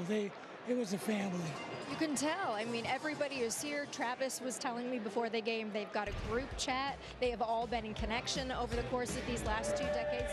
Have you ever seen, oh, look, there's your squad right there 20 years ago today celebrating winning. Have you ever seen a group in your many decades of coaching high school baseball this close? Not like this one. I used to have fun talking with them, and we had grit, which is a word that one of the guys just got through telling me, and I use that word a lot. And I also use other words that put things together, for us. And we were special. And not many teams could beat us in those days. Well, I guess not, but you were just telling me about what you remember from that night.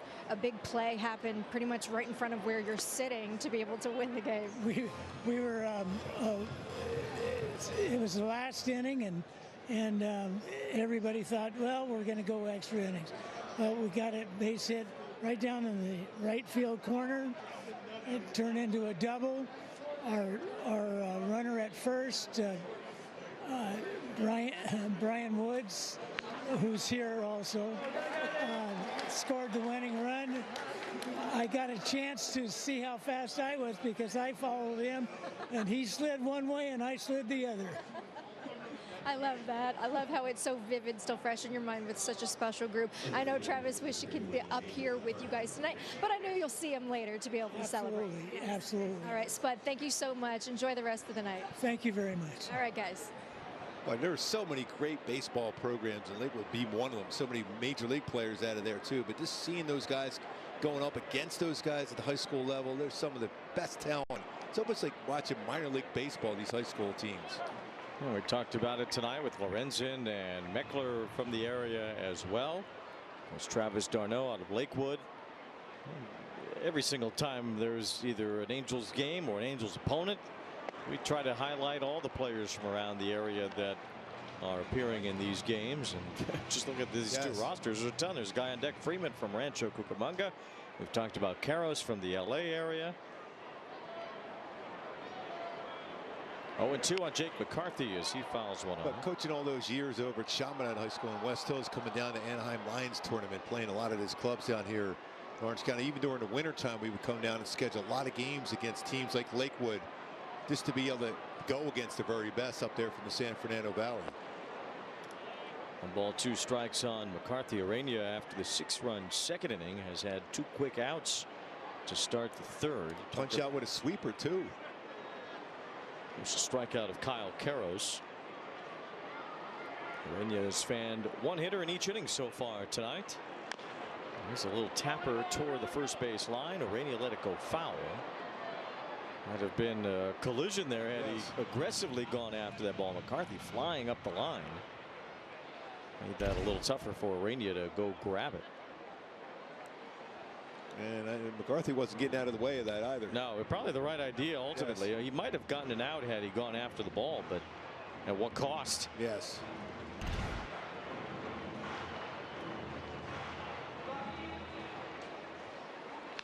One ball and 2 strikes. McCarthy has seemingly found a comfortable new home in Colorado. It'll be tough to take out of the lineup, but some of these other outfielders come back. They have Moniak out. They have Brenton Doyle and Jordan Beck out as well. McCarthy smacks one on the ground. Madrigal backhand off balance throw. Got him. Madrigal with a magical play. 1, 2, 3 inning. Nicely done by Nick Madrigal up the middle, helping Ureña get through the third.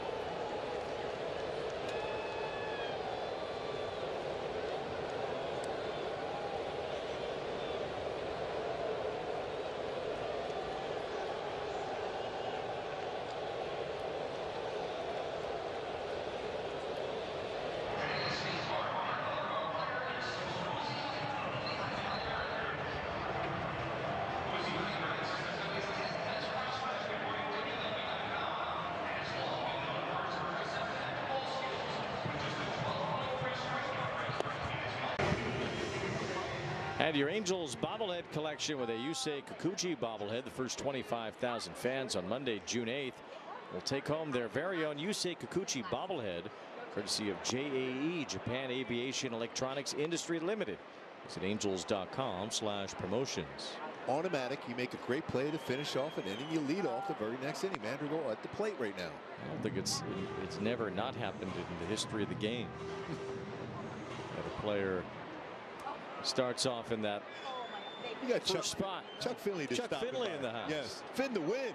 There's a little swinging bunt foul up the first base line.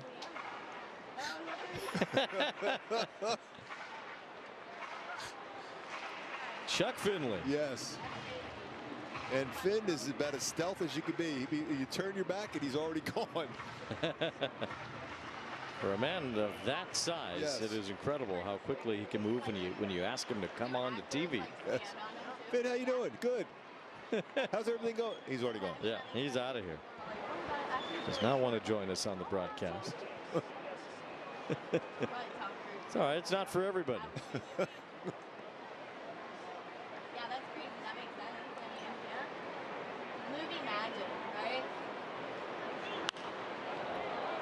Madrigal punches one foul as he leads off here in the third inning. Madrigal had one of the hits for the Angels in their 6-run second as they put up 6 runs on 6 hits against Michael Lorenzen. Really, just we went out at the break last half inning when the Halos scored those 6 runs. How many good swings there was against Lorenzen. A couple going the other way. A couple good swings from the lefties against him. One on a changeup, one on a sinker. Chopper foul here. Let's take a look at our StatCast video powered by Google Cloud, where those hits ended up going, where the pitches were, and going with those pitches. Let a number of them get deep in the zone too, utilizing the entire field for those knocks. And a liner left center, another knock for the Angels. Madrigal drops one in. And he's 2 for 2 as the Angels have their leadoff man on here in the third. Change up upstairs, jumped on it. That'll bring up Jose Siri with an RBI double and a run scored in that second inning. That was really the big hit for the Angels. Siri keeping that ball fair down the third base line after a couple of singles started the inning. Got the Angels on the board, and then it was a slew of runs from there. Wait, do you think Siri has a good time at the ballpark? I think so. I think Siri probably has a good time everywhere. Yes. She doesn't. No. Yeah, I was filming her right there on the Zoom. She's like the high camera. Swing and a miss here, and it's 0-2. Already 70 pitches now for Lorenzen. Only 6 outs recorded. You're up around 12 pitches per out. Probably not a good sign. No. 40 pitches in the second alone.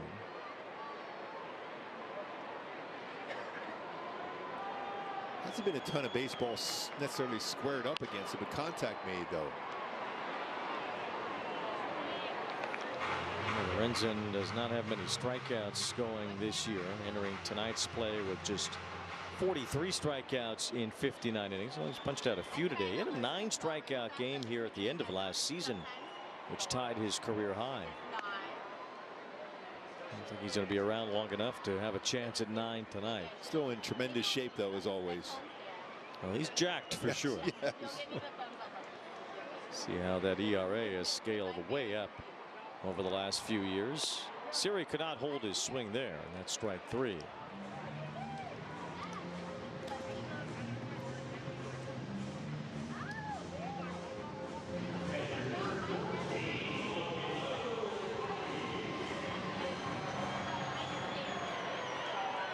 Here's O'Hoppe, who had a base hit the other way his first time up. Flies this one to center field, moving back McCarthy. He's still going, but has some room out just shy of the track. The deepest part of the ballpark, where that wall comes to a point out there just to the right of center field. And O'Hoppe hit it right in that spot, flies out. Swing though, so he had a base hit down the first base line and a long deep fly to center field. That's some good signs.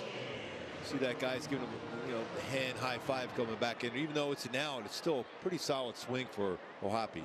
Over 100 miles an hour off the bat. Saw O'Hoppe when he first came up to the major leagues utilize right and right center field quite often, and with power too. He's become more of a dead pull hitter as he's gone along.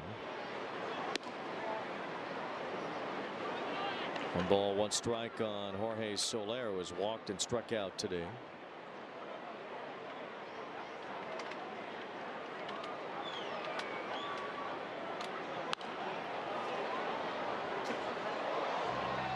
Cubs and the A's are tied up in the bottom of the 8th at Wrigley, 4-4. And bottom of the 8th just ended. Dansby, Swanson struck out. Swanson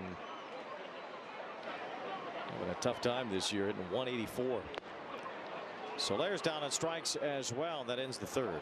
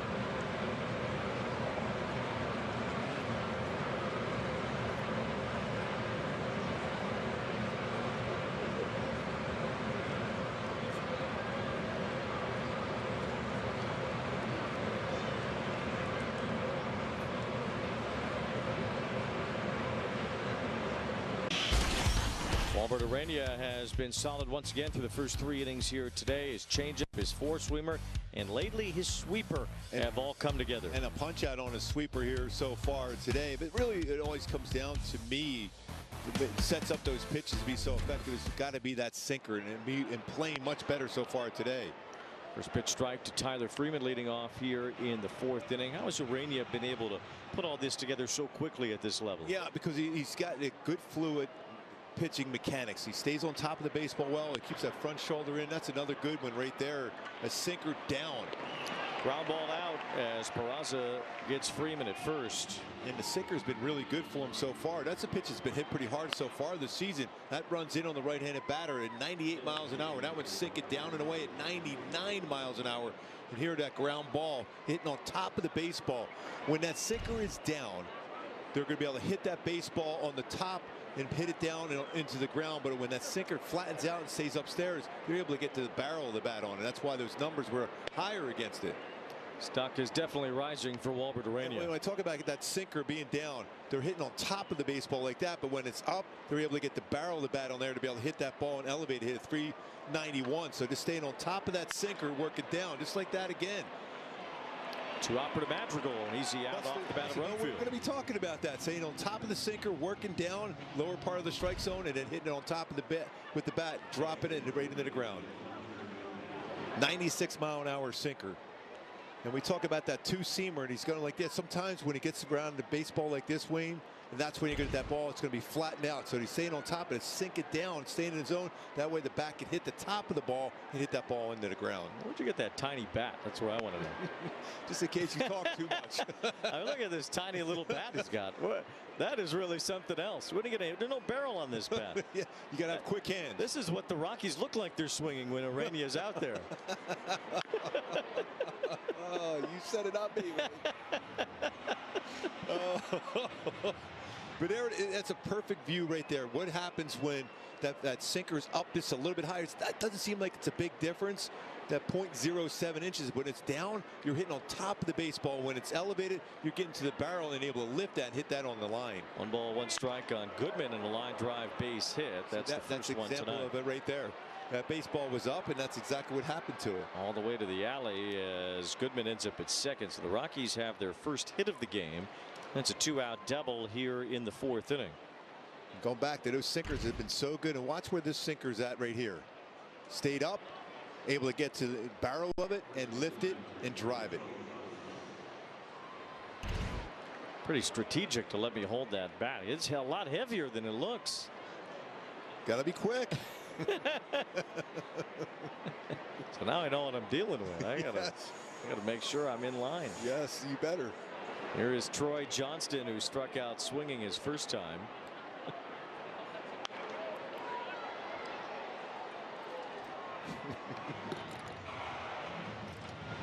We look at the sinkers so far this inning and how the first couple were so effective running down at 98 miles an hour, hitting on top of the baseball again. 96 hitting on top, but this one stays up, barrel to it, ends up being a double. 1 ball and 2 strikes the count.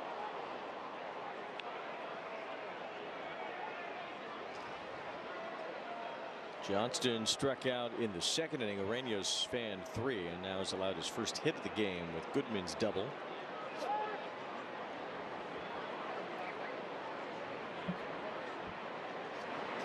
Ureña entering tonight with a 1.64 ERA dating back to the beginning of May. We showed it to the second lowest ERA for an Angels starter by a rookie in the history of the franchise. Kind of got turned around on that last pitch. I think he muscled up on there, almost as if he was just not really fully committed to throwing that 4-seam fastball. I think he wants to go to his changeup. Count 1 ball and 2 strikes on Johnston. Another fastball. That was the changeup. 93. Well, lowest ERA in May by rookies in the history of the game. You had to go back to the 1915 Brooklyn Robins to find Weezer Dell at 0.4. Good band in the 90s. Weezer. Yes. And Dell, get a computer and all that. 1 ball, 2 strikes on Johnston. But you saw Boo Ferris on that list. In 1945, Boo Ferris, home plate umpire, went out to make sure Ureña's keeping eye contact, I guess, with the batter.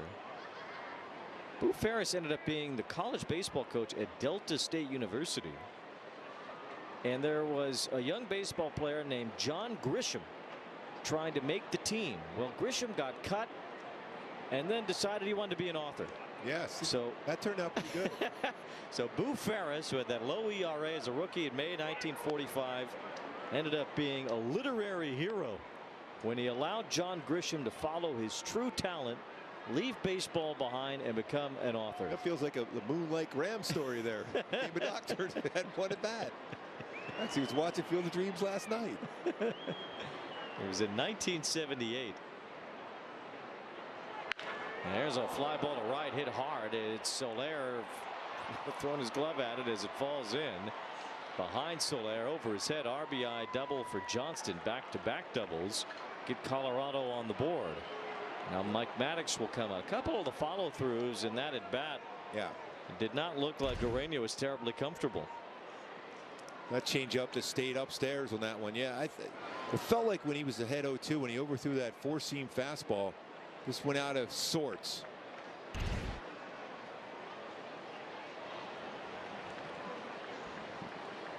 Now we're going to interrupt our story about John Grisham and Boo Ferris to tell you what to eat tonight at Jack in the Box. Get fired up with my new Hot Ones Munchie Meal with a Sriracha Curly Fry Burger or Buffalo Chicken Tater Melt. Welcome to Jack in the Box. Well, as I grab something to eat, let's hear more about him. Well, Grisham wrote about getting cut at Delta State by Boo Ferris in a book called The Kindest Cut. So the author detailed it, how Boo Ferris handled it. And John Grisham, he went on to a pretty good writing career, I would say. Yeah, pretty good. 37 #1 bestsellers. That's pretty good. I remember a great movie. I just know the movie. I always wait for it to come out of the Firm. It's like George Costanza, not read the book, just go wait for the movie. Willie Castro at the You remember that time he sat there with a family that just wanted to watch a movie instead of read the book? Makes all the sense in the world. Yeah, breakfast at Tiffany's, exactly. You get through the movie in 2.5 hours, that's done. Yes. You move on to the next thing. It's 2-0 on Castro, fly to left field his first time. It's out of sorts here again here. Let's try to slow it down.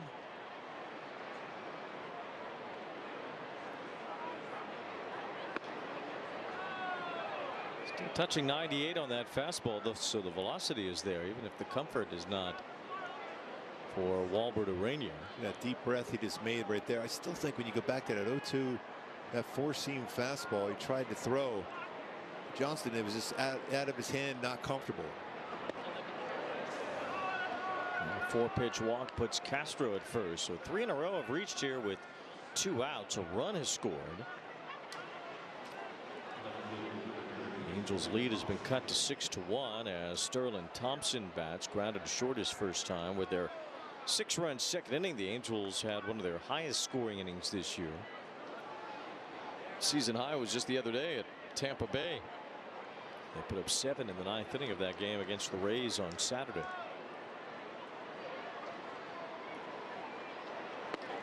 He's missing by quite a bit here. You got to almost now trust it won't stay in the middle of the plate. Just throw that fastball right down the heart of the plate and trust it will move to a corner. It's throwing it at the corner and it's moving off the plate. Can't get a swing on it. It's kind of a bizarre turn here for Ureña after being so locked in for the first 3 2/3 innings.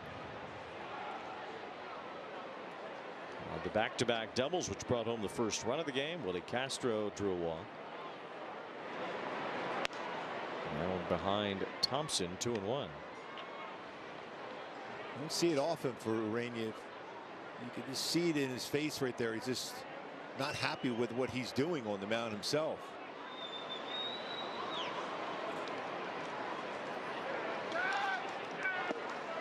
Fastball that elicits swing and a miss. Now that was that good sinker we were talking about.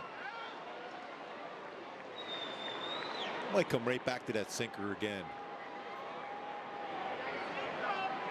It's 2 balls, 2 strikes.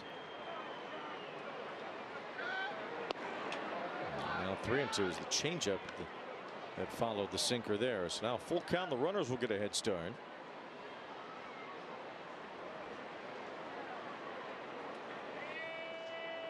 See a plethora of 97s here. Nothing is lost in terms of velocity. 3-2.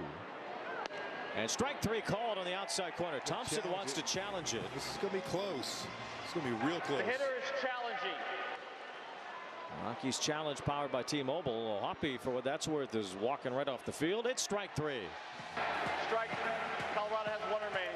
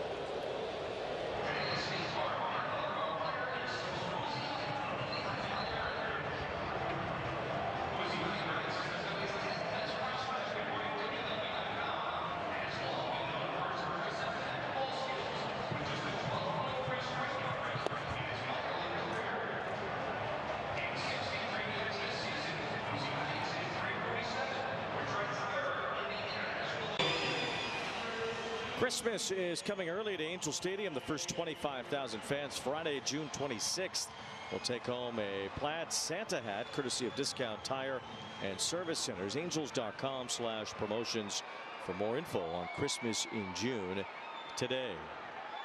Angels 6, Rockies 1, and Trout has to duck away from that fastball up and in from his former teammate Michael Lorenzen.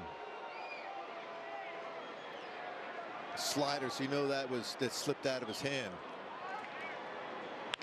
Now Trout slips one towards center field. McCarthy turned around a moment, but able to locate the ball and make the catch. Trout lines out to center for the second time tonight. Sure, there was a quick conversation there with Lorenzen and Trout as he went by him. Hey, my bad. It seemed like it. Trout's hit it hard a couple of times now, but nothing to show for it in terms of any hits tonight. He did walk and score in that 6-run second inning. Here's Wade Meckler with a base hit in the first. And grounds one up the middle here. It's by Castro into center field.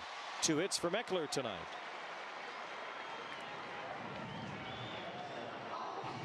Our energy guys got it working. I think you might as well keep playing them. Yes. I mean, his swing is so short. Right to that baseball, back up the middle. It's at least some refreshment in the sense that now these might be all singles, and we saw Siri with a double earlier in the game. Mostly base hits tonight, falling in front of outfielders. But you know, for a team that strikes out so often, well, so what? Let's see some of these guys that just punch the ball around and see if they can find some offense that way. And see if they make that opponent make a play against you. 2 balls and no strikes on Grissom. Angels have not been striking out as much since these guys arrived. 26% strikeout rate was the highest in the major leagues up until May 19th. Strike to Grissom, and it's 2-1. Since the likes of Meckler and Siri and Walton have shown up, the strikeouts have come down, and the offense has been better. Pretty good balance in the lineup too. Runner going, and here's a fly ball to left off the bat of Grissom. This one's headed a long way. Vaughn Grissom's first homer at the Big A.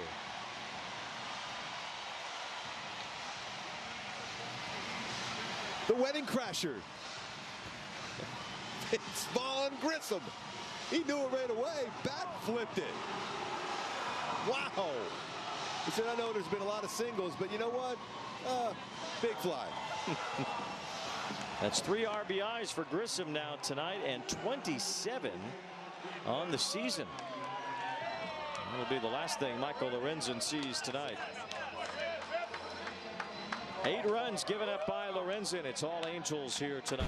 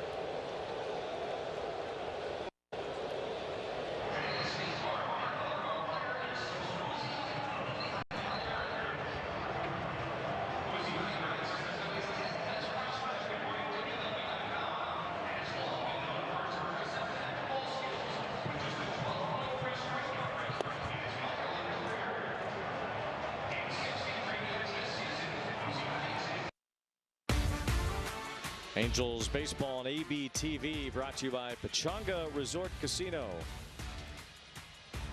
More like a bat drop almost than a bat flip from Vaughn Grissom, but it was a long home run. He crushed it. He knew it. And he has his first home run here at home this season. And number 5. And number 5 hit his 600th career home run here on this date a few years ago. Albert Pujols did that in 2017 against Irvin Santana. Grissom's got a long way to go to 600, but he's working his way there. He certainly is, and he's been driving in some runs for this ball club.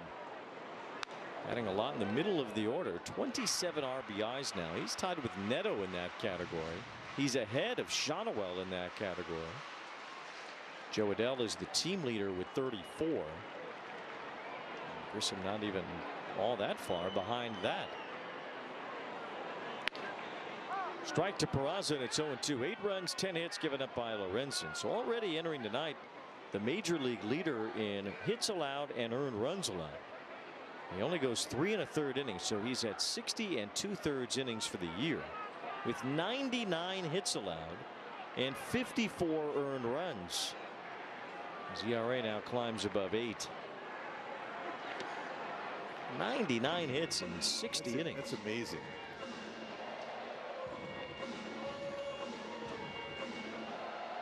His opponent's hitting .353 off him entering today. The Angels batted .500 against him, 10 out of 20.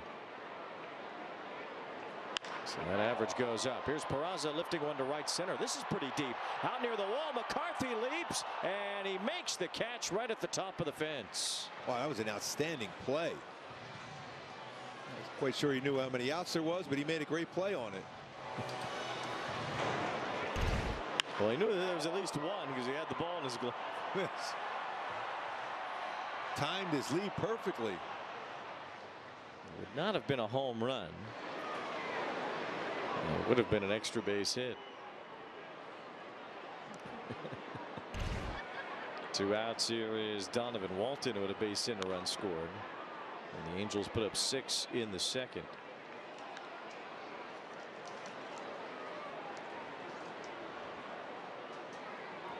Dodgers lead the Diamondbacks 5-0. They're in the 4th inning at Chase Field. Kyle Tucker is at a home run for the Dodgers. Just his 5th. He's all of a sudden getting a little bit hotter, though. Bound to happen. Tucker is a talented player. I don't know if he's worth $60 million a year type of talent, but he's a good player, no question. Halos will be seeing him once again this weekend. Yeah. Freeway series this Friday, Saturday, Sunday at Dodger Stadium. Shohei pitching for the Dodgers tonight has not given up a hit. He did not allow a hit in his last start, going 6 innings against the Rockies.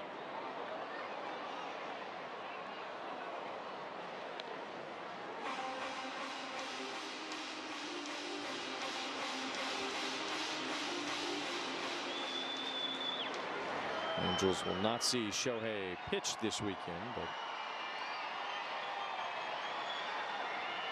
certainly see him back. He hit him pretty good last year.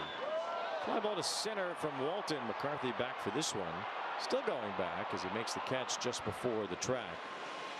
Vaughn Grissom on track here at Angel Stadium, his first home homer.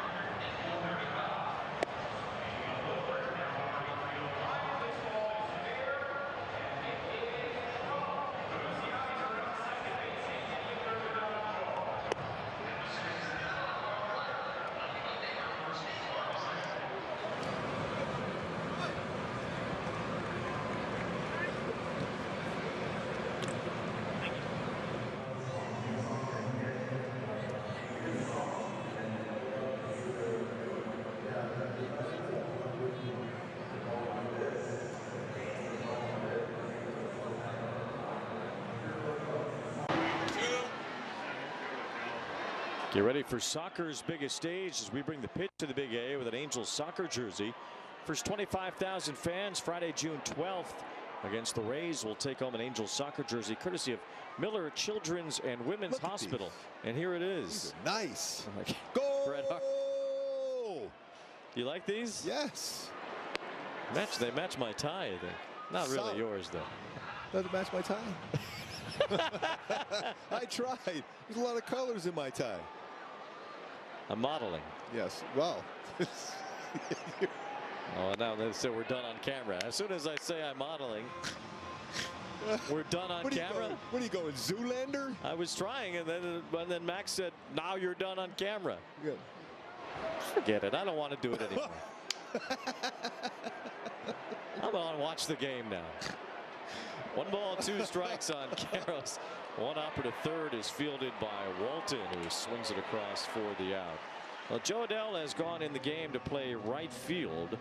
We know that Soler has had his problems with his hip or groin or whatever down there underneath the lower half of the body for Soler.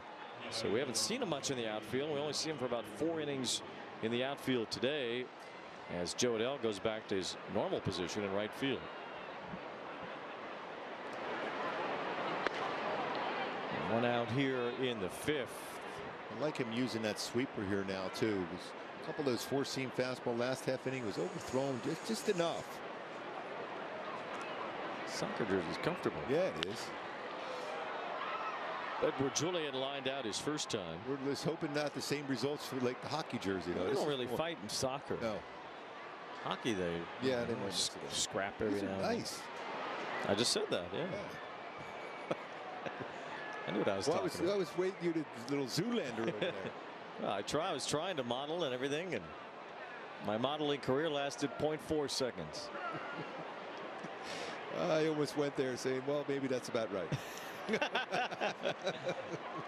Well, thanks for holding on. Well, I was in my thought bubble. To keep those bubbles in. 3-1 the count here on Julian.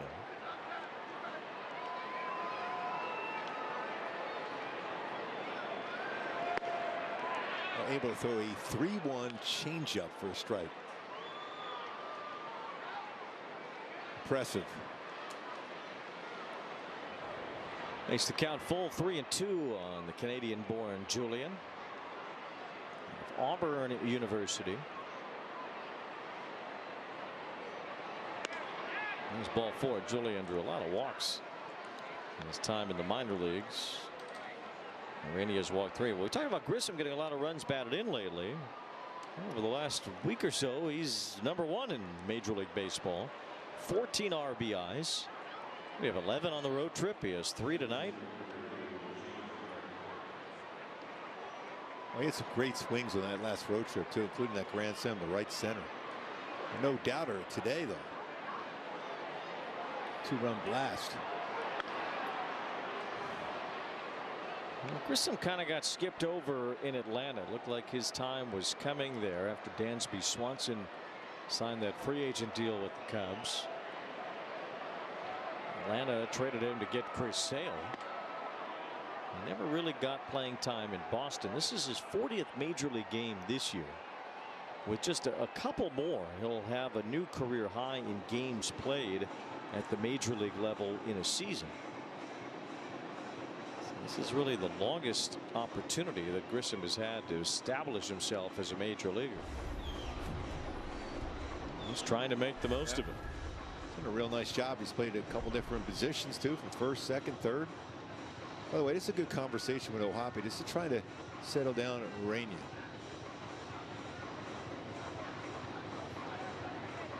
Ureña's only allowed a run on 2 hits in 4 1/3 innings tonight. Seems like he's been a little hard on himself maybe tonight whenever things have not been exactly the way he wants them.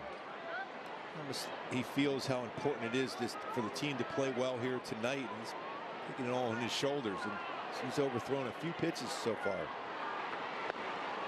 Got a break on that one there. That sinker had some movement to it though. Some serious movement to that sinker. Count now 2 balls and a strike on McCarthy. Ureña's gone to that sinker quite a bit.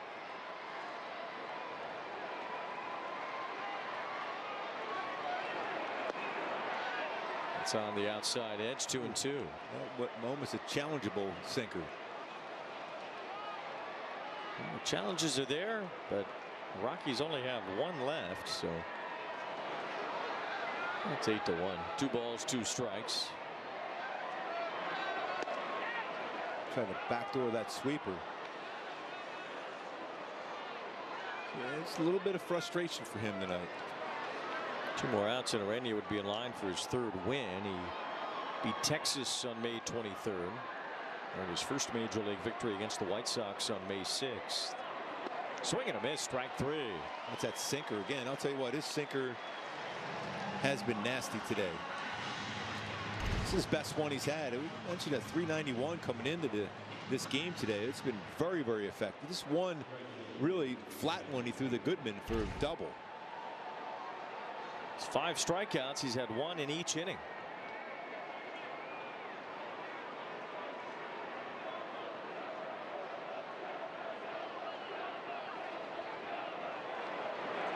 Tyler Freeman with a fly ball to left. Moving back for it is Meckler. He's out near the wall and he leaps up and it's gone. It's a home run.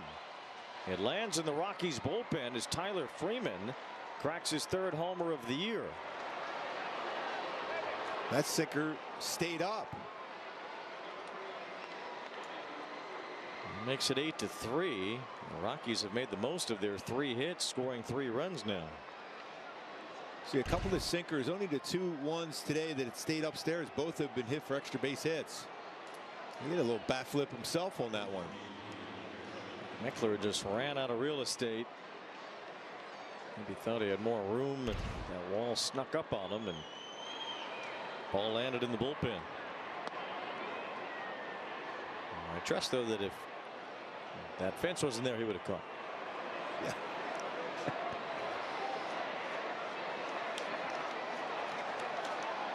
The Rockies have been scoring runs, no question about that. 39 in their last 5 games entering today.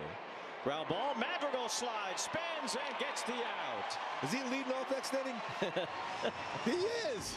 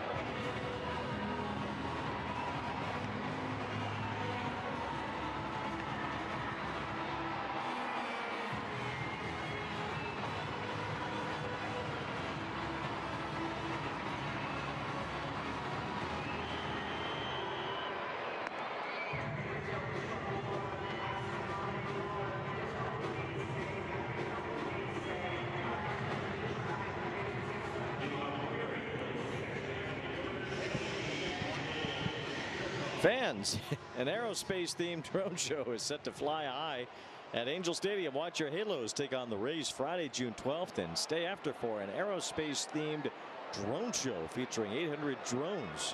Or they're going to just ship you right off into space during that night. You ready? Well, Angels.com/promotions for more. Artemis II astronaut Victor Glover is going to be here that night. He's going to throw out the ceremonial first pitch. Nice. He is from Ontario High School. As Madrigal wants to challenge this, he was The batter is challenging. selected to be an astronaut in 2013. And he was the pilot of that Artemis 2 mission around the moon that happened just a month or two ago. Nice. 2 remaining. That pitch wasn't even close. Madrigal's doing everything. It is impossible he's leading off again after that play. Nice play to end the last half inning. He's leading off again, just like he had earlier after making a nice play. He lines this one through, a base hit. Madrigal 3 for 3. He's doing it all. Challenging strike calls, making great defensive plays, and 3 knocks. He's having the night of his life, Nick Madrigal. Magical night. 3 hits and 2 good plays in the field. It's good range there on the backhand. Here on the forehand, and the outfield grass. What a play that was. Madrigal mentioned the number 4 overall pick in 2018. He had a great college career at Oregon State. He really has never been able to stay healthy at the major league level. A lot of leg injuries over the years. And then last year on the first day of spring training, he had a shoulder injury, which cost him the entire season. And the Angels are saying that it was the hip of Soler that why he needed to come out of the game tonight.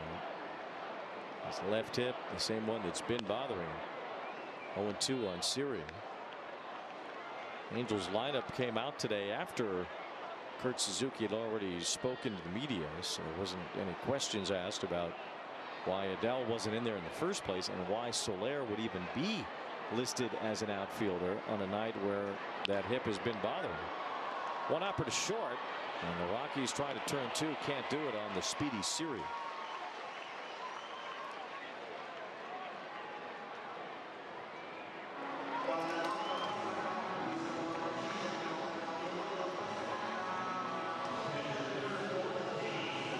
I'm sure we'll hear more from Kurt Suzuki regarding Soler after the game. Angels do have a day off tomorrow, so some time to rest for Soler, for Neto. I'm not seeing Neto in this series. Always fun when you go to Dodger Stadium there. It's going to be a packed house there too, just like here. Pitching matchups have not been officially announced. But if the teams stay in line, then you can kind of follow the path to what the pitching matchup should look like. No balls and a strike on Ohapi. It should be Reed Detmers and Roki Sasaki on Friday night. Jack Kohanowitz and Yoshinobu Yamamoto on Saturday. Jose Soriano and Emmett Sheehan on Sunday, if everybody stays in line.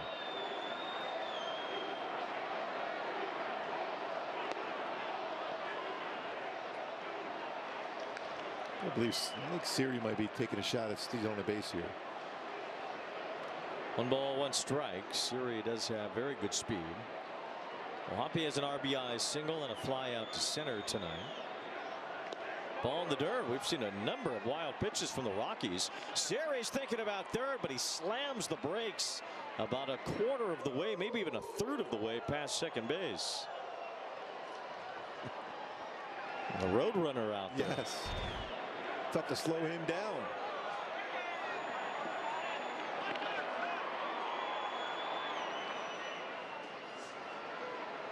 To the sound effect of someone stopping a dead run.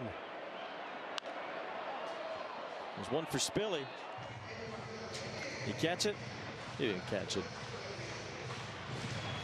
2-2 on Ohapi.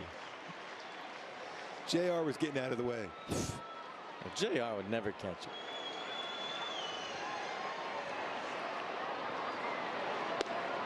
Ohapi is down on strikes, but Ryan Spilborghs, you'd think, well, we gave him a catch little grief. He dropped that one.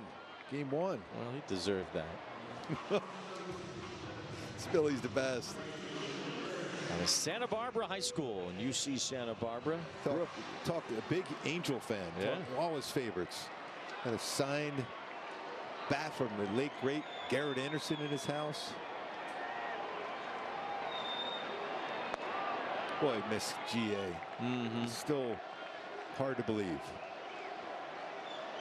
It definitely is. Garrett Anderson, untimely passing about 6 weeks ago.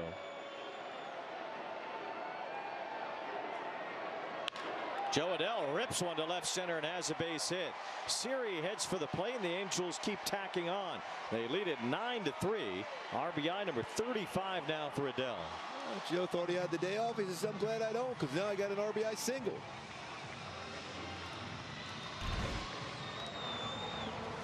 It's another one of those hits back up the middle.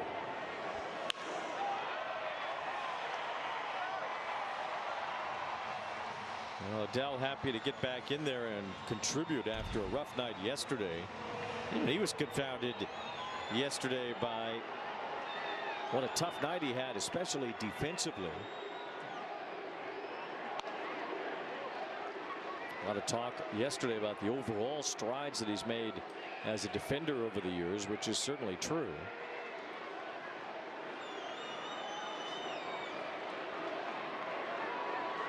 Mike Trout at the plate here with 2 outs and Adell at first.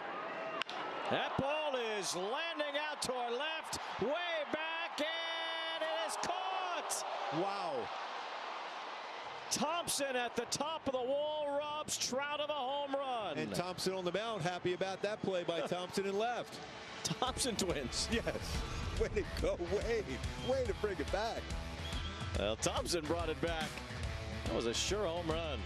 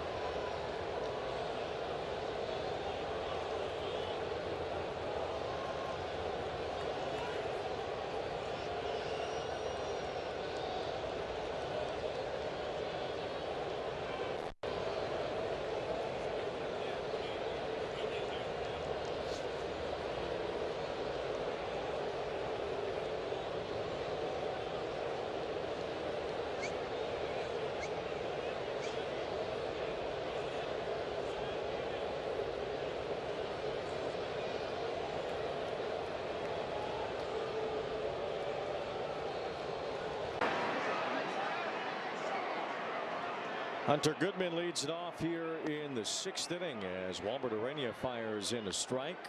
It's at 87-mile-an-hour change. It's been 93 today, too. Yeah, we've seen the different variations of that changeup speed for Ureña. Here's another off-speed pitch. The sweeper that time getting a swing and miss. 0-2. Good bite on that one. Good amount of lefties in this lineup, so that sweeper has not been used as much tonight for Ureña, throwing a lot of changeups along with the sinker and the four-seam fastball being used quite a bit. Giving up 3 runs, first time he's allowed that many in a game since April 25th, but he's had a comfortable lead to work with for a lot of the night, and he's only given up 3 hits in this game.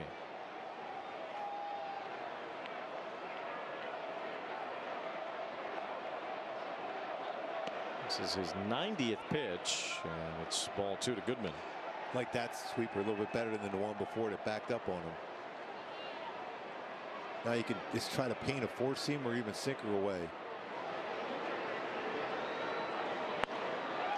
And it was the sinker that got a swing and miss for strike 3. Ureña continues to have 1 strikeout per inning. That was a very effective sinker. It's dropped out of the strike zone. Try to catch up to that 97. It's just a great throwing motion he has. This went out of sorts at 1 inning when you go back to the 4th.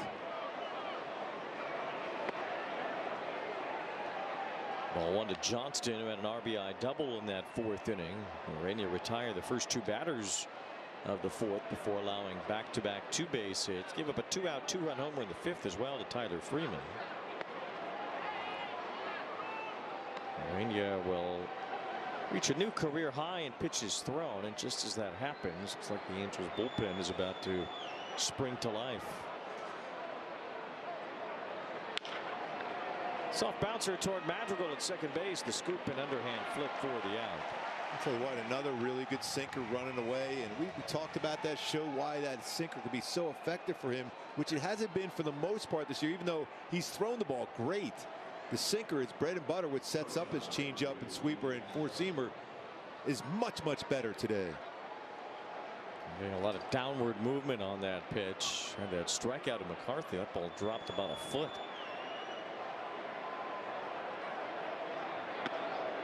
Ball one to Castro. The New York Knicks were victorious in the opening game of the NBA Finals tonight. They beat the San Antonio Spurs 105-95 in Texas. That has a chance to be a real good series. Real good series. Knicks trying to win their first title since 1973. Just a couple years ago, wasn't it? Willis Reed made his dramatic entrance. Walt Frazier on that team? 1 ball, 2 strikes. 1970 was the Willis Reed entrance, but he was the MVP both times the Knicks won in the early 70s. They had Clyde Frazier as well. He still dresses incredible too, by the way. Clyde Frazier. Yeah. Not as quite as good as you though, but who does? Because of the soccer jersey. Yes. 2-2 on Castro. Chase Silseth is up in the Angels bullpen.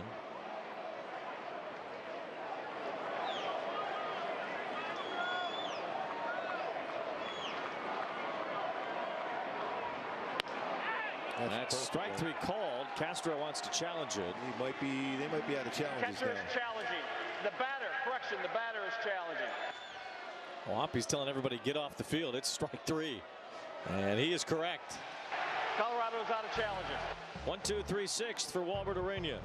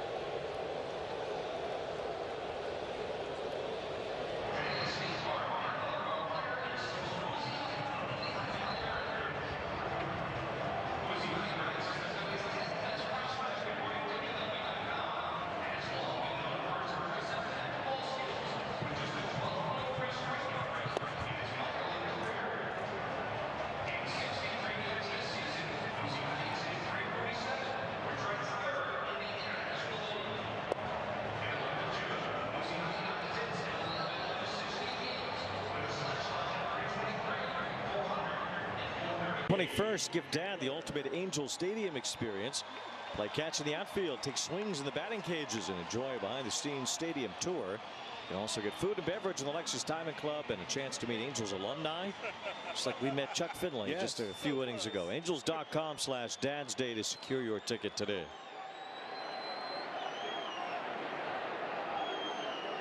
Wade Meckler leads off here in the 6th and rips one toward the right field line, has another hit. It's cut off by Freeman. Now he drops the ball, stumbles a bit before getting it in, and Meckler ends up at second with a double. He was thinking double out of the batter's box, was going to get a double. 3-hit night. The Mech. Quick hands. 92-mile-an-hour four-seamer. He likes to get that uni dirty. Freeman, he ran a long way after he fielded the ball. His momentum was taking him all the way into that corner. Gave Meckler all that extra time. He's batting .371 now with that double. Tell you what, if that got by him, that might have been real interesting. Because his momentum would have carried him for quite a while before even getting back to that baseball. Angels have 13 hits now tonight. They've out-hit the Rockies 13-3. First time Meckler has had a 3-hit game in the majors. Grissom can have a 3-hit game if he gets one here. He has 3 RBIs already. 2-run homer his last time. Now 27 runs batted in for Grissom. It's in his 14 RBIs since the 26th of May, lead the majors. 14 extra base hits now in the season. And that one off his foot. Grissom's been valuable. He's played a bunch of different positions as well, and he's held down first base with Nolan Shonowell on the injured list. Shonowell still trying to get back from that ankle injury.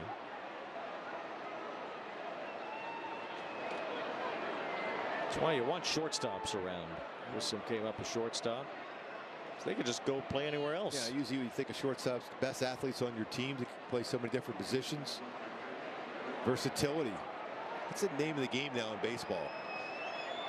1 ball, 2 strikes. That's a called third strike. Grissom challenged that before the umpire even went through it. Quite a few challenges. It looks like it might be a ball. Angels have won their challenges tonight. Pitches the ball. Los Angeles has 2 remaining. Well, that was the quickest challenge I've seen yet. Chad Fairchild didn't even have a chance to punch him out yet. Yeah, no, he says, didn't you see my last swing? I know the strike zone right now. 2 balls, 2 strikes on Grissom. That's ball 3. So Grissom has worked a full count after that challenge overturned. Angels have poured it on here tonight. Starting with a 6-run second against Lorenzen. 3-2 the count. And a strikeout. A cutter upstairs. Good turnout today on Pride Night here at the Big A. Quite a few fans. Got that nice shirt today coming into the stadium. Impressive. Solid looking shirt. Fly ball left center off the bat of Peraza. This one hit pretty well. Thompson chasing, and it's off the wall. Meckler around third comes in. Peraza drives in a run. His second RBI tonight. 10-3 Angels. Boy, just going up and down this lineup. A lot of guys with multiple hit games.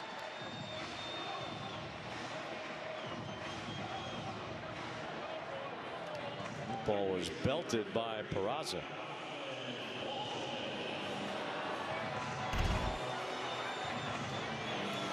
Upstairs, that sweeper flattened, and it was flattened the baseball.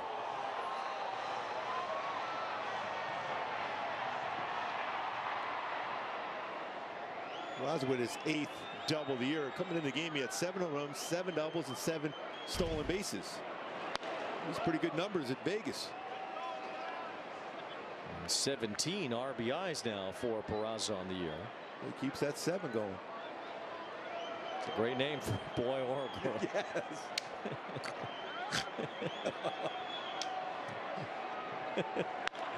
Here's Walton with a fly ball to right. Freeman makes that catch as the runner Peraza goes to third. It's always good as many times as possible. Get a quote from George Costanza. And the Angels have a 7-run lead now, too. Yeah.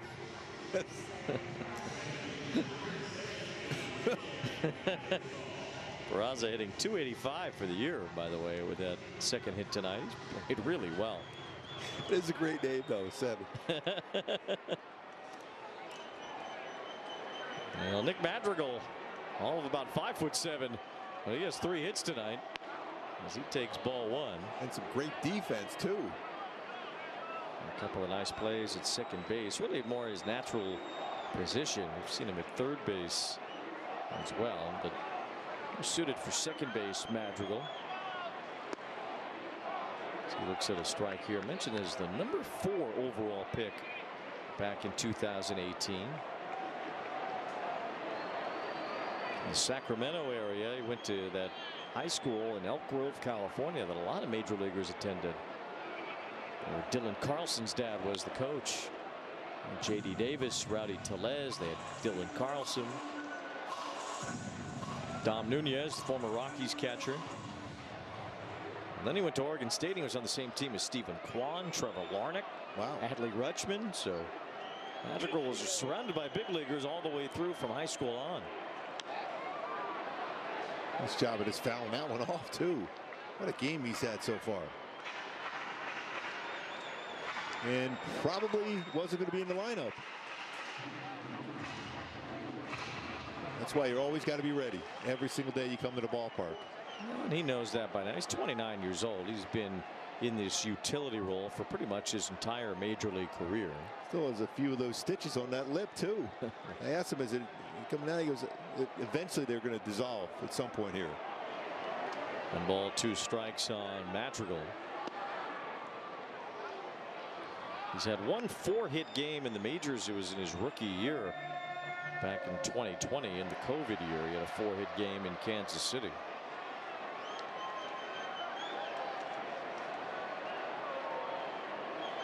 Two balls and 2 strikes on Madrigal.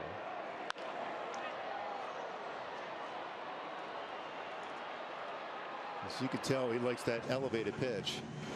That reminds you a little bit. David Fletcher was like that. A real big guy at the plate, but he loved that elevated pitches.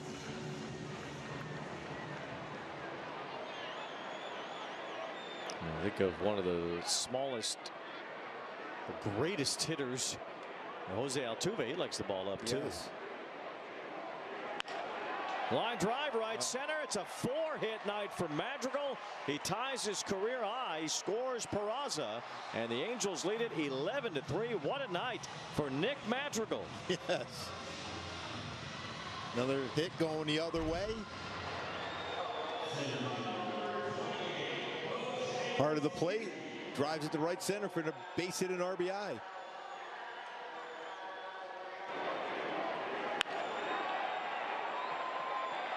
First RBI of the season.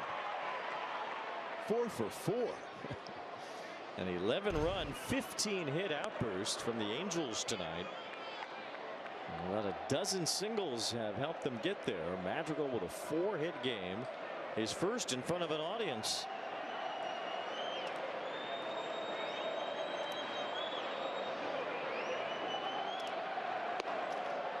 Oh, 2 on Jose Siri, an RBI double. He has scored 2 runs tonight.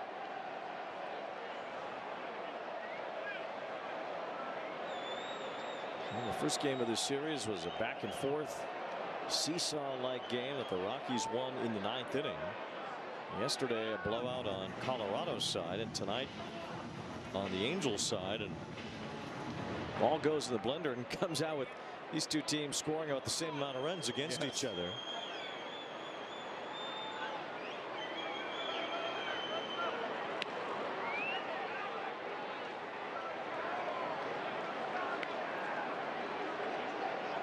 Rockies, as we mentioned earlier, just trying to point that arrow up. In the Angels case, hoping that the next few months go better than how the month of May did.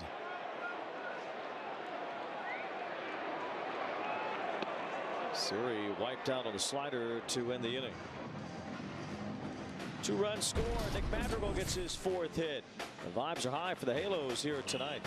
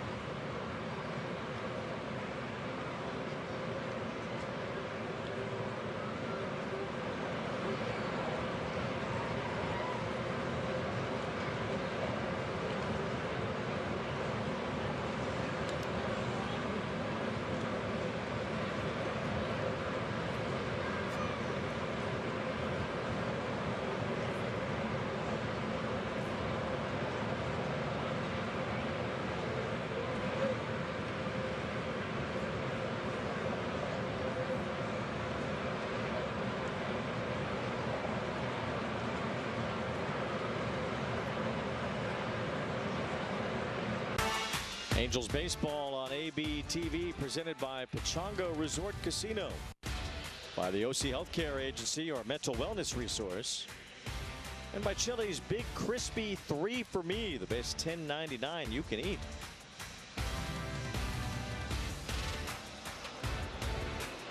Walbert Ureña went 6 tonight, another quality start for him. He's had 5 quality starts now so far in his rookie year and 9 starts overall. In line for the win with a big lead, the Angels are up 11-3 as Drew Pomeranz takes over out of the bullpen. Just like I said, Walby's world dealt tonight again. That one little tough little stretch there. It's still real good stuff. His sinker was his best I've seen him with. A little flip into shallow left center. Meckler charging in, slides, and was able to grab it on the hop. As Thompson floats a base hit, his first hit tonight.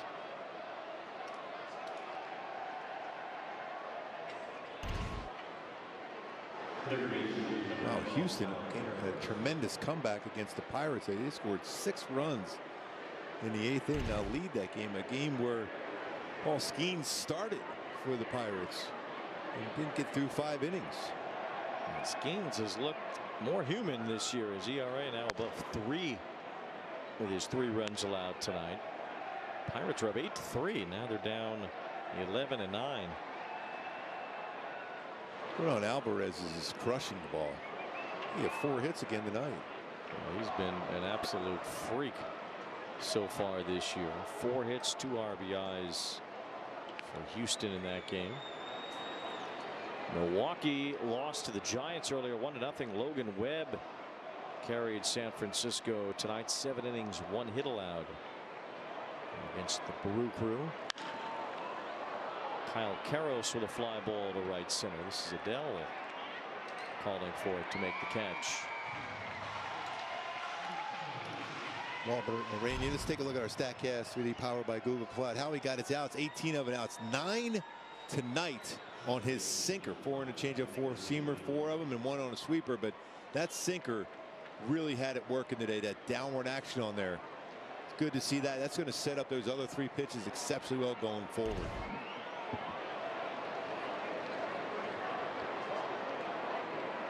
Edward Julian at the plate as he fouls one back.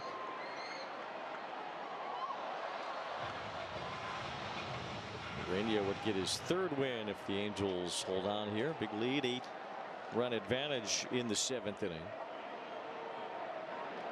Ureña had 7 strikeouts in this game. That's just 1 shy of his season high 8, which he had in his first start. Fly to left here by Julian.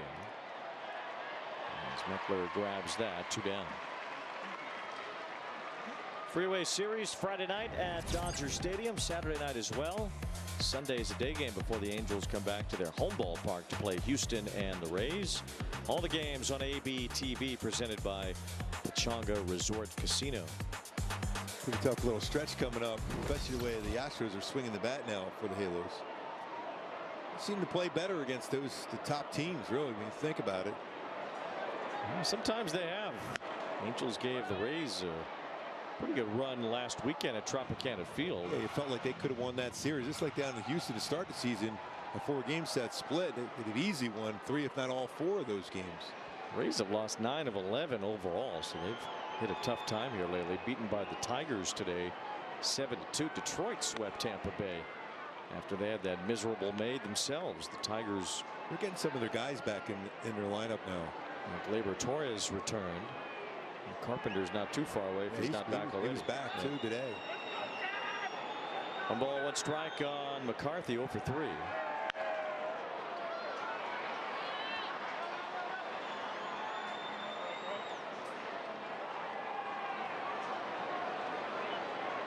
The Astros have played better after a very slow start. Josh Hader just came back for Houston. That's been a long time for him. Since about the middle of last year.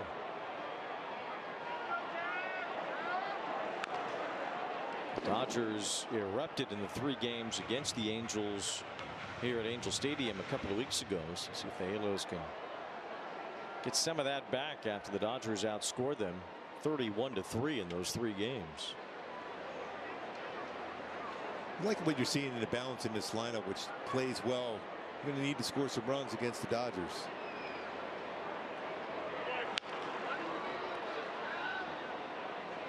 Dodgers looking for their 40th win of the season tonight. Only the Braves have more. Leading Arizona 5-0. Atlanta won again today. They beat the Blue Jays 7-3. They are 42-20. The Guardians beating the Yankees again.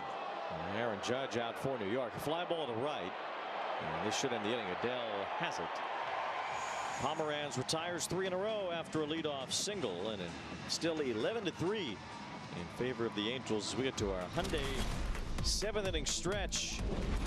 And in Philly today, Christopher Sanchez had a 50 2/3 inning scoreless streak come to an end on this base hit by Jackson Merrill. It brought home Ty France, and it ended the 5th longest streak in baseball history. Christopher Sanchez was getting close to Oral Hershiser's record, but it ended with 2 outs in the 7th inning today. Schwarber homered and the Phillies won anyway. They beat San Diego 3-2. Cubs are having a tough time. They lost again at home today. And that long home winning streak, they have not won much at home since then. Pete Crow Armstrong did hit a homer, though. Nick Kurtz in the 10th, the go-ahead base hit, gave the A's the lead, and they beat the Cubs in 10 innings 5-4 at Wrigley Field. Here at the Big 8 tonight, the Angels trying to salvage the last game of this series, and they've been all over the Rockies pitching tonight. Madrigal, this entire lineup's been really good. Of course, Ureña was solid on the mound, quality start, but I love the balance in this lineup, what they've done from top to bottom. Guys with some really good swings there. Meckler, another big game itself. Madrigal and Meckler, the M&M boys. Nick Madrigal 4 for 4 tonight. He's tied a career high with his 4 hits. The Angels with a big lead here at the Big 8.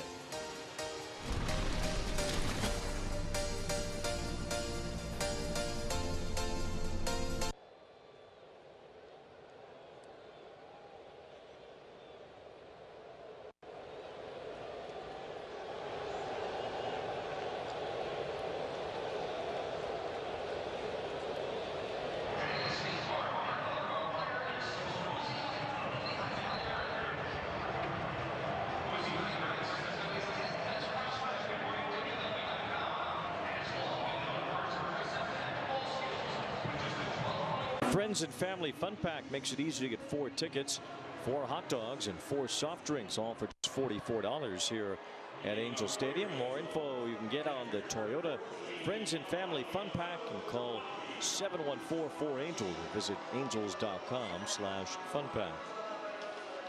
A fun night at the ballpark tonight. Is there any other kind? At least tonight the home team is doing its share to add to the fun. The Angels have put up 11 runs on 15 hits. Big numbers tonight against the Rockies pitching staff. Michael Lorenzen had another rough one, giving up 8 runs on 10 hits. Keegan Thompson allowed 3 runs on 5 hits. And now it's Seth Halverson in the game for Colorado. The Tapper foul from Ohapi. The Angels' season high in hits is 16. So they're 1 away from that.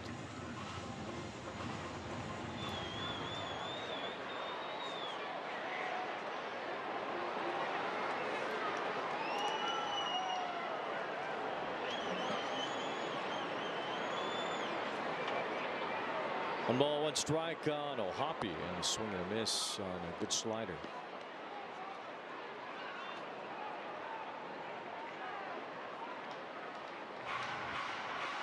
Oh, Grissom, what a game he's had.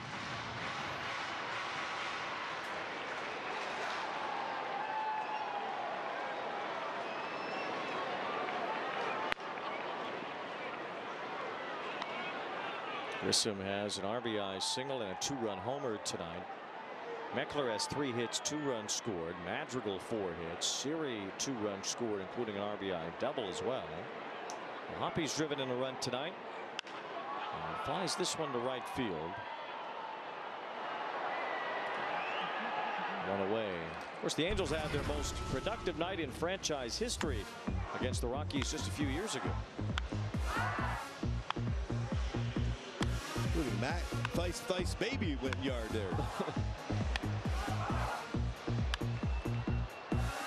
25 runs 28 hits, and they were all against pitchers. There wasn't a position player that went to the mound that night. Angels scored 13 runs in the 3rd inning of that game, and then 8 runs in the 4th. They put a hurting on them that night. They still played that game in under 3 hours, by the way. Yes. David Fletcher had 4 hits and 5 RBIs. Moniak was 5 for 5 with 5 runs scored and 4 RBIs in that game. After that game, he goes, you know what, I'm going to go play there. It's a good idea. Yeah, he had 11 total bases that night, Moniak. Trout hit a home run in that game. Shohei was only 1 for 7, though. Go figure. In a 28 hit night. Hunter Renfroe had 5 hits.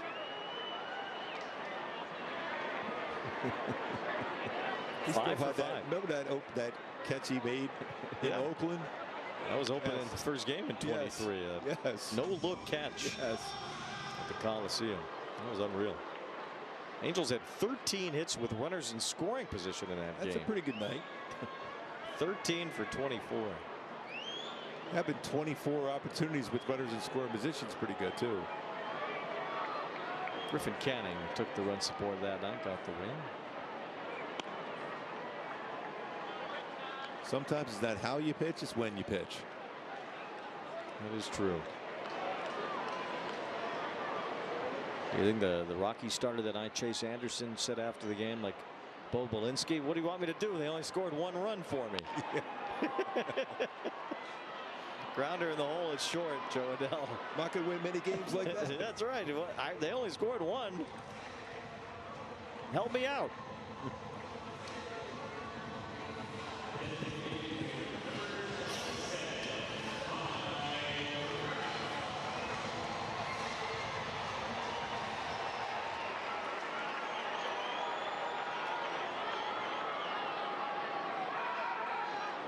Trout was robbed of a home run his last time, or else the Angels would have more runs than the 11 they currently have.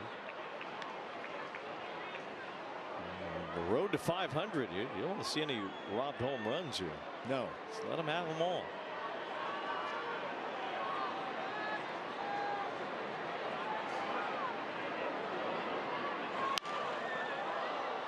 Trout is at 14 this year. That puts him at 418 career home runs now. It is 400th in Colorado last year. 484 feet.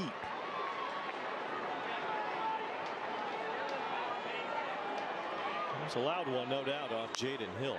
As Trout fouls this one off, 1-2. Pretty good hack at a 99-mile-an-hour fastball.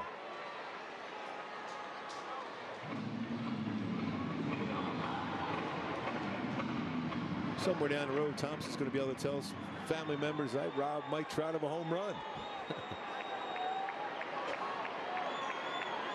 Whatever the number ends up being for Trout, we'll have 1 less forever. Yes. Because of Sterling Thompson.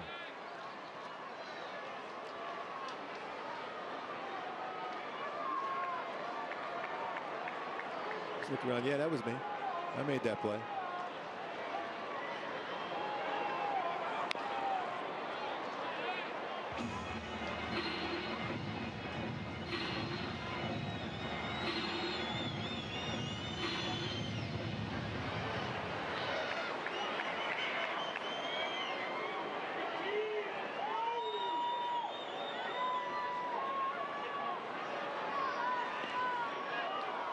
Very wild one to the backstop. 3-2 now on Trout. Seen quite a few of them from the Rockies pitchers today. 3 wild pitches total. 2 of them that scored runs, including Trout scoring on a wild pitch in the 2nd.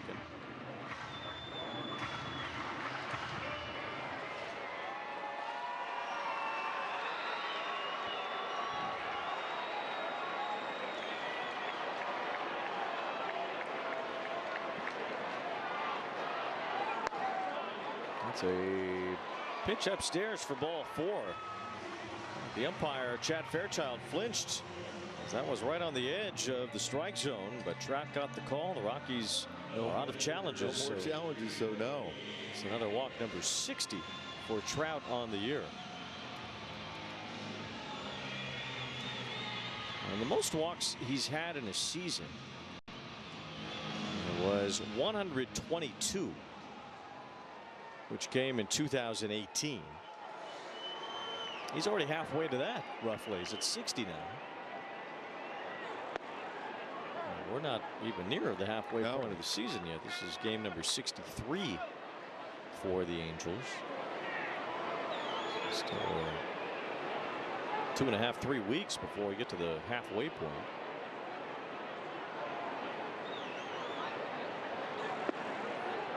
Which seems hard to believe in and of itself. Yes.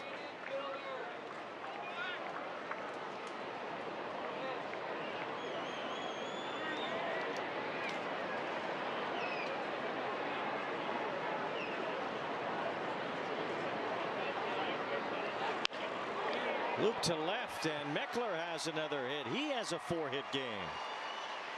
I'm telling you, the M&M boys, they got to work it.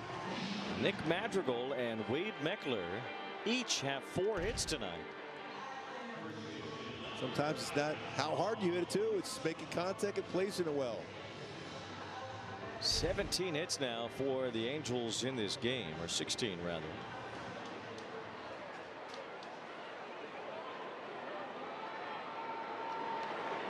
Imagine that game in Colorado where Moniak and Renfroe each had 5 hits. Was the last time 2 Angels had 5 in the same game. And probably pretty unusual even to have 2 Angels getting 4 hits in the same game, as Meckler and Madrigal have tonight.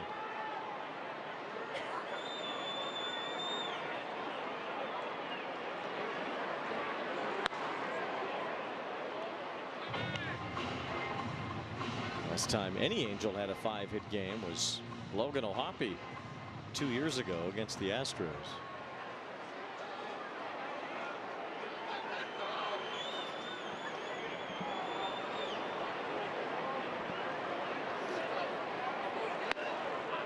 Grissom with a 2-run homer tonight. Only long ball out of the 16 Angel hits in this game. And that's, you know, when you go back to most of the season, runs driven in by the Halos via the home run. It's good to see that balance like that now. It's 1 ball, 2 strikes on Grissom.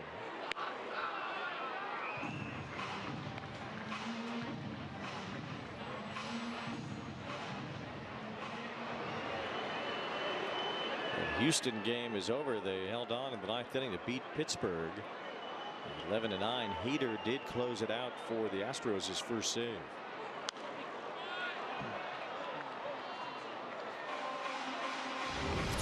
This is how the box score looks on a big night for the offense. Pretty impressive. 3 down, but you also got to knock at that top spot too, with Joe Adell coming in for Soler, so it's a balance. Trout with a couple walks. Loving to see that.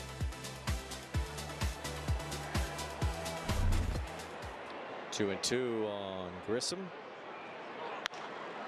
Great swing, foul that crashed into the Rocky dugout. Hopefully everybody okay in there. Looks like it.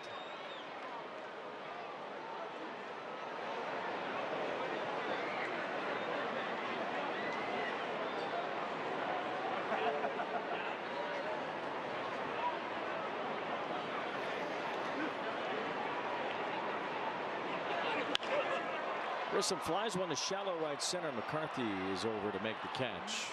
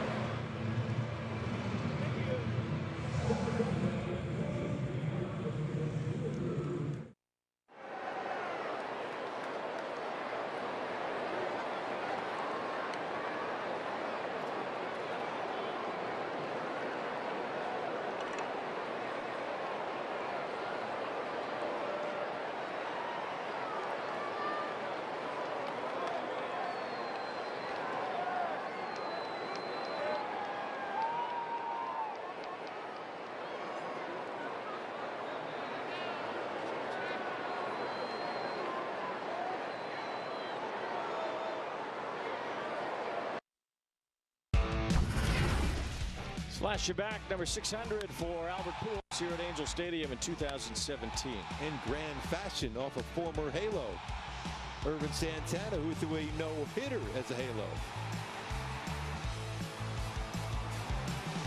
Albert Pujols had a lot of big magical milestones as a Halo when you go back to it. 500, 600, 2,000th RBI, 3,000th hit. At the time when Pujols signed with the Angels, that was part of the conversation that if you signed Albert to that long contract as Zephyr-John takes over here in the 8th inning, you were going to get the milestones. That was kind of part of the deal when Albert signed that 10-year contract with the Angels. After all those incredible years in St. Louis, well, the big milestones were still ahead. 400 homers, 500 homers, 600, and as Albert went on beyond the Angels to get to 700. He had 3,000 hits in there. He had all these big milestones that would be on the way. When he hit that 500, he had his 499 at 500 the same game in D.C. His swing for the base hit for number 3,000 so similar to Rod Cruz going the other way. Rod did it against the Twins. Albert did it against the Mariners. Line drive right at Madrigal as Tyler Freeman is retired to start the 8th inning. There's no better way to enjoy Angels baseball than from the comfort of a suite at the Big A. Entertain guests with all-inclusive packages and enjoy locations.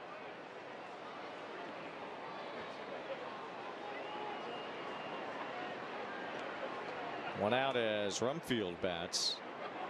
I mean, you pair Pujols at that time with the emerging Mike Trout. There just had to be so much energy about that signing in that moment. This was a takeoff moment. I remember when they had the press conference that day, the energy level of the fans, it was packed out in front of the Big A. I don't know if at that time, at that moment, I don't know if you could have signed a more impactful player or a guy that you thought was going to be as impactful as anybody in the sport. I mean, what he had done in that previous 10 years with the Cardinals was historic. And he was still, in somewhat of a prime in his early 30s at that point. 5-6 years or so, really good numbers too as a Halo. I mean, he was so good driving in runs. It turned out Pujols and Trout only ended up in the playoffs together just the one time in 2014.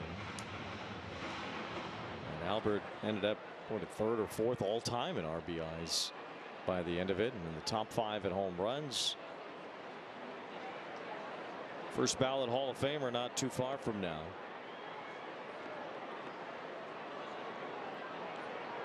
Well, you were on the call for his 700th home. I was shocked he was able to get there. It looked like the power was kind of slowing down, and all of a sudden, no. Now, the second half of that year, he was hitting home runs almost every day. He needed a big surge to get to 700, and was able to connect on that 700th, and the second to last weekend of the 2022 season, which ended up being his final year. Slap to left toward the line. Rumfield has another hit. This will be a double for Rumfield with one away here in the 8th. He's a good hitter. That was a good pitch too, a good hard sinker, and he just flipped it to left field.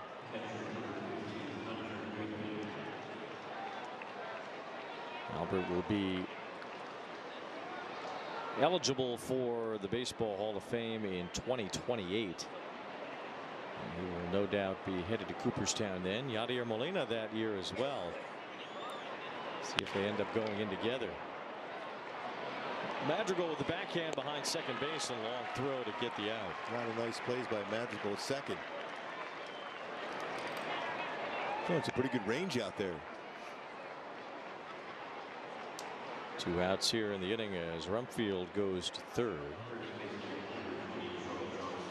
Next year's Hall of Fame ballot will feature, as far as first-year members, Buster Posey probably has the best chance to get in on the first try. John Lester will be an interesting Hall of Fame candidate to follow. You talk about big game pitcher. Irvin Santana's on the ballot next year, potentially.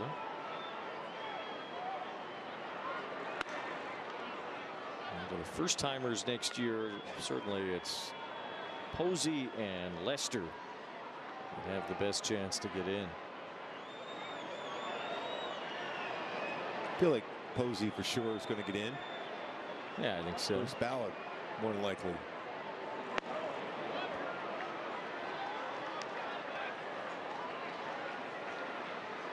Chase Utley made a big surge last year. He'll be on the fringes next year, you'd think.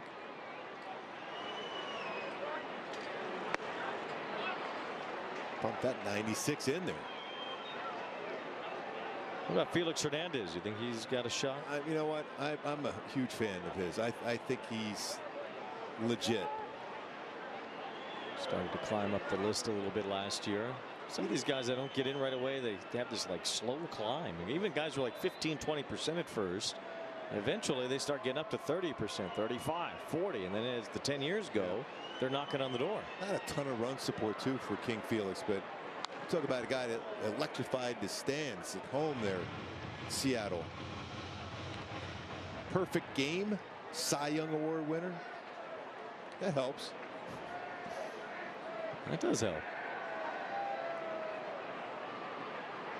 It was a 5-6 year period where he was the best pitcher in baseball. One guy to hit him well, Mike Trout. Yeah, Trout's numbers are ridiculous against Felix. Even still, that's the guy he's hit the most homers against. Hit 8 home runs off Felix. That's incredible. Liner to left, and a base hit will bring home Rumfield. Johnston gets his second RBI tonight. These two guys, Rumfield and Johnston, just driving the ball in the gaps and down the lines. That was a good pitch too from Zephyr John. It's 11-4 now with 2 outs here in the 8th.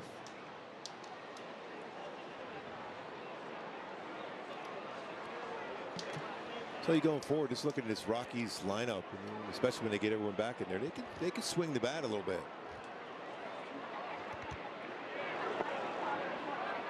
Again, they're just trying to point the arrow forward. I mean, certainly the National League will be too much to overcome this year for the Rockies. There are a lot of playoff worthy teams, and it's going to take a good number of wins in the National League to make the playoffs. The last couple of years it hasn't. You know, last year the Reds got in with 83. That's not going to be the case in the National League this year. American League for sure. American League you might get in with 80. Yeah.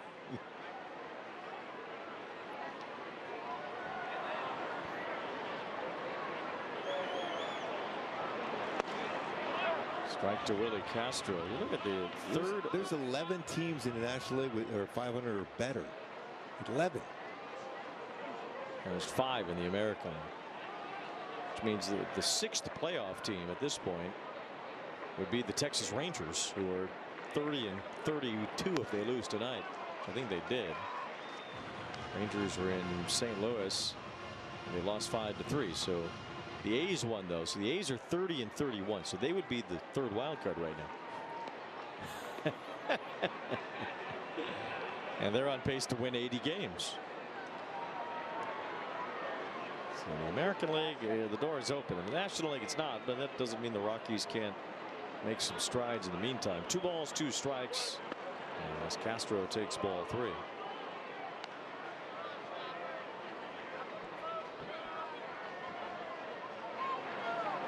Still think Toronto's going to figure it out here at some point. They've had some moments where they've gotten to about 500 and then fell back. It's Castro rolling one to Madrigal, who's been busy tonight. And that ends the top of the 8th.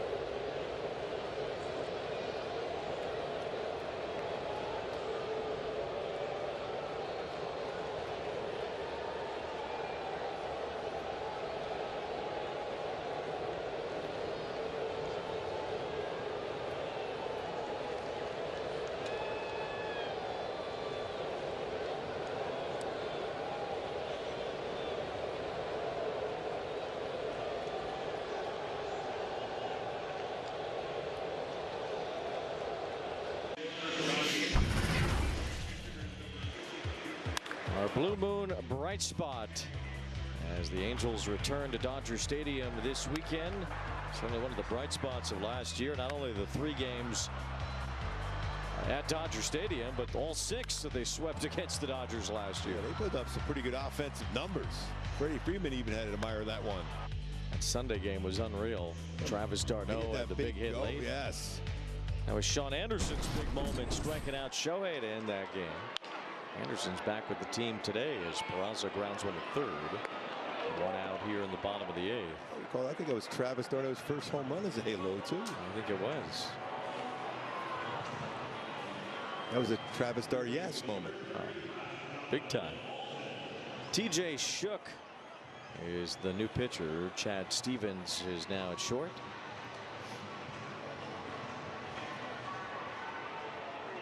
Castro moves to center field, so McCarthy is out of the game.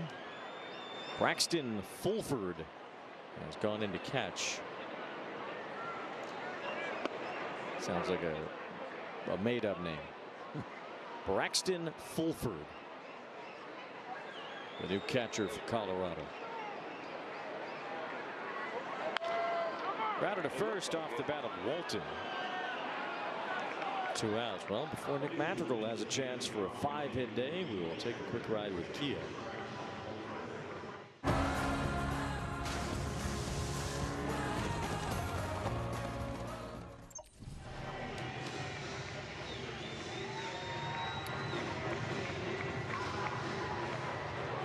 Here's Madrigal 4 for 4 as a run scored and an RBI.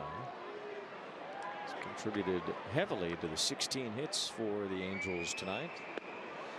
It's been 2 years since an Angel has had a 5-hit game. And he's prevented a number of hits by the Rockies with his defense at second. A bloop to the right field side. Long run for Freeman, and he's there in foul ground to end the inning.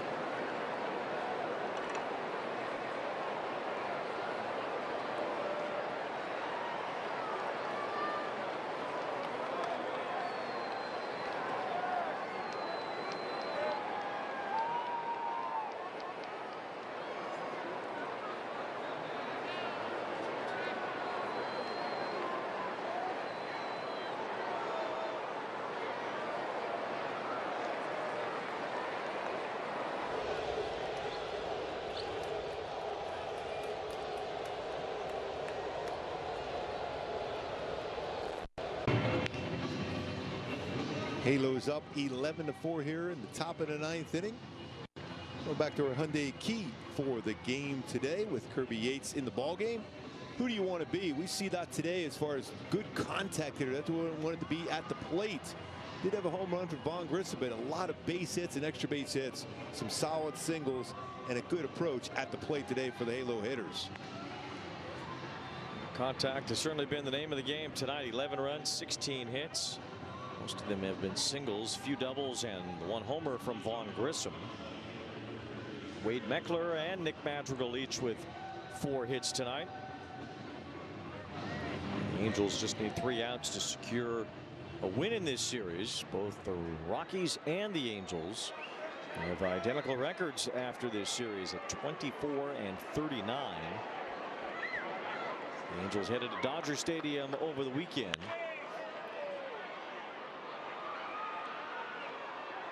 And back home next week. We talked about this month of June. The Angels don't leave the West Coast. Every single game will be played in the Pacific time zone.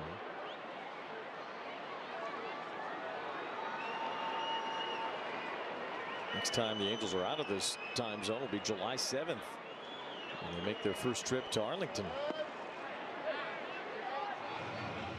It's hard to believe in and of itself. We won't see Seattle or Arlington until after the halfway point.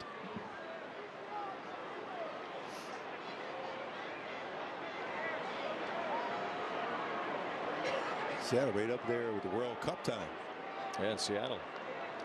The balls and 2 strikes. Angels will have a peculiar series in Seattle because they'll have an off day right in the middle of the series due to a World Cup game at the Seahawks Stadium. So they'll play Monday and Tuesday and Thursday in Seattle. The end of June going into July with an off day on the Wednesday.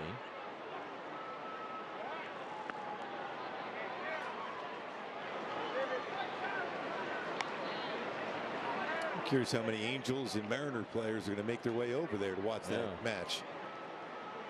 What's the name of that Seahawks stadium? I always change it. Lumen Field. Sounds, was that from that show on some Severance? Swing and a miss. Thompson strikes out.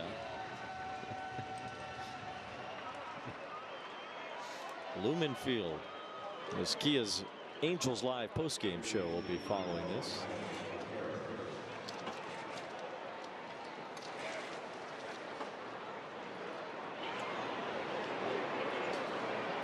It'll be a round of 32 knockout stage game. Don't know exactly the matchup of that game. That game's at 1 o'clock. They couldn't squeeze us in at night. It'll be a pretty packed house.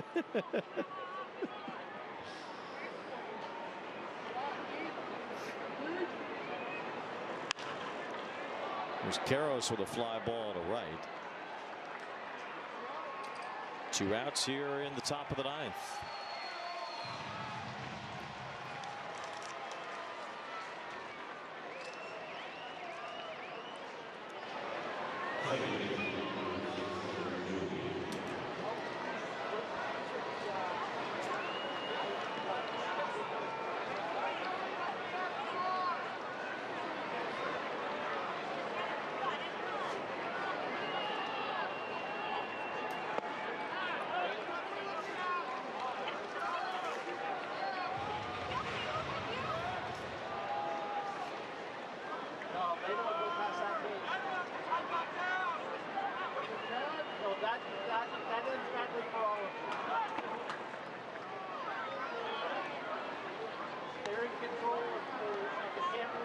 One ball, 1 strike on Edward Julian, who walked and scored earlier. Just 3 runs, 3 hits allowed by Walbert. Ureña tonight. He struck out 7. He is 1 out away from his 3rd major league win. A lot of run support tonight, to be sure. Real solid throughout the entire game.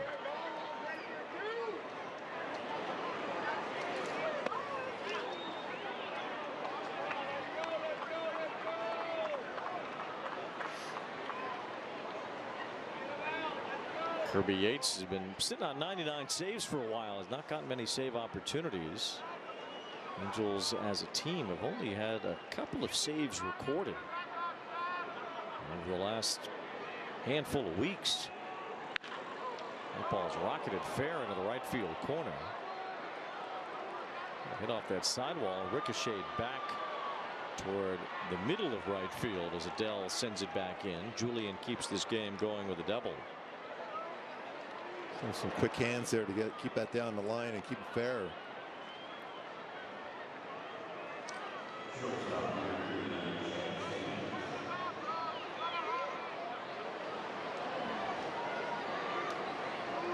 Kirby Yates had the last Angels save. That was on May 23rd against Texas.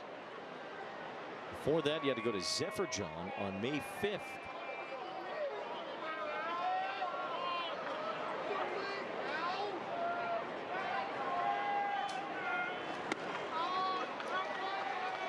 Sneaking that 91 mile an hour fastball upstairs to set up eventually either a sweep or a splitter. He works ahead to be able to get a punch out. The ball's in a strike on Stevens. So Yates had a save May 23rd, Zeffridge on May 5th. Before that, he had to go back to Jordan Romano on April 6th. It's only 2 saves in the last 2 months for the Angels. That's hard to believe. Next to impossible. Really? 0-2 on Stevens. And a chopper foul. Now, Romano is still the team leader in saves. He had 4 in the first 11 games. And since then, and now 52 games since then, the Angels have only had 2 saves as a team total. The ball's in 2 strikes on Stevens.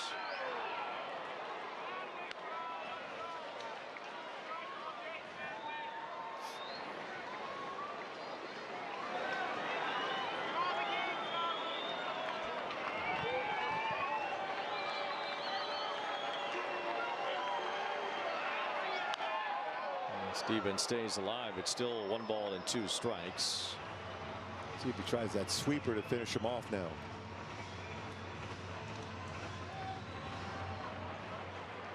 If Yates does get another save at some point, it'll be his 100th in the major leagues. So they're really making him wait for it.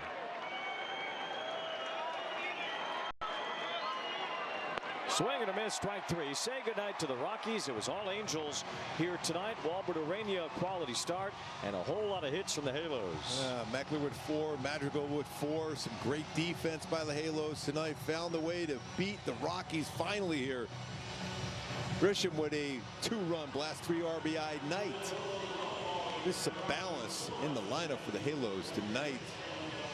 Love to see that. Certainly going to need that when you face the Dodgers this weekend. It's going to be fun. Angels win it tonight, 11-4. They salvaged the last game of this series. And it is the Dodgers up next, the reigning back-to-back champs. The Dodgers swept the series here at Angel Stadium a couple of weeks ago. The Angels can exact some revenge after they had the 2 sweeps themselves against the Dodgers last year. And a big night for Nick Madrigal and for Wade Meckler. They each had 4 hits. Madrigal was 4 for his first 4. I love the way he hit the ball the other way so effectively. Every time he came to the plate was after a great play defensively to finish off an inning too. Great job by him today.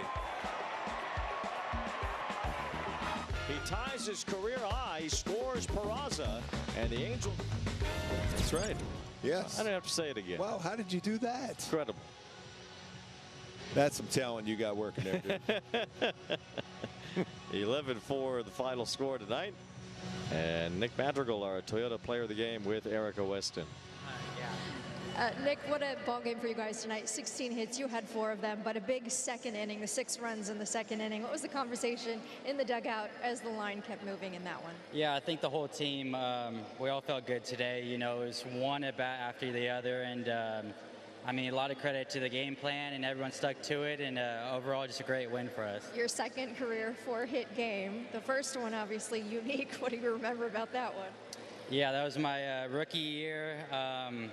That game, I got my first hit in the big leagues, and yep, so that was during the COVID season with no fans. This was a little bit better with fans in the stadium, so got some family in the crowd too, so overall it's a great day. Glad that you had the family in the seats, but you had 4 hits, Wade Meckler had 4 hits, a little friendly Oregon State competition in this one tonight. Yeah, it was a good day for Oregon State out there. We're trying to represent as best we can, but yeah, overall just a great day, good vibes out there. No doubt, and to get this win, going into the off day before you head to Dodger Stadium probably feels pretty good for you guys to head into the off day. Definitely, you know, this lineup, we got some great hitters on this team, and hopefully we can keep the momentum going and carry it into the next series. Thanks for the time. Thank you.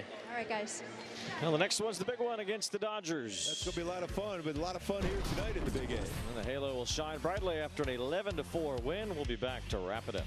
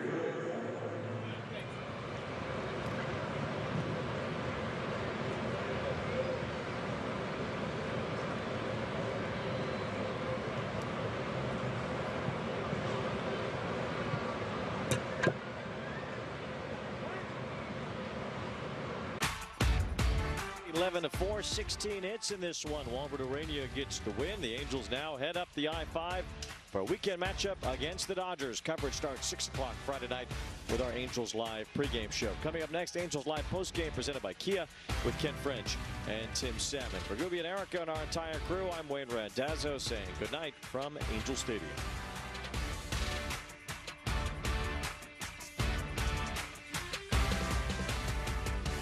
He was considered the spiciest player in the game, but the world couldn't.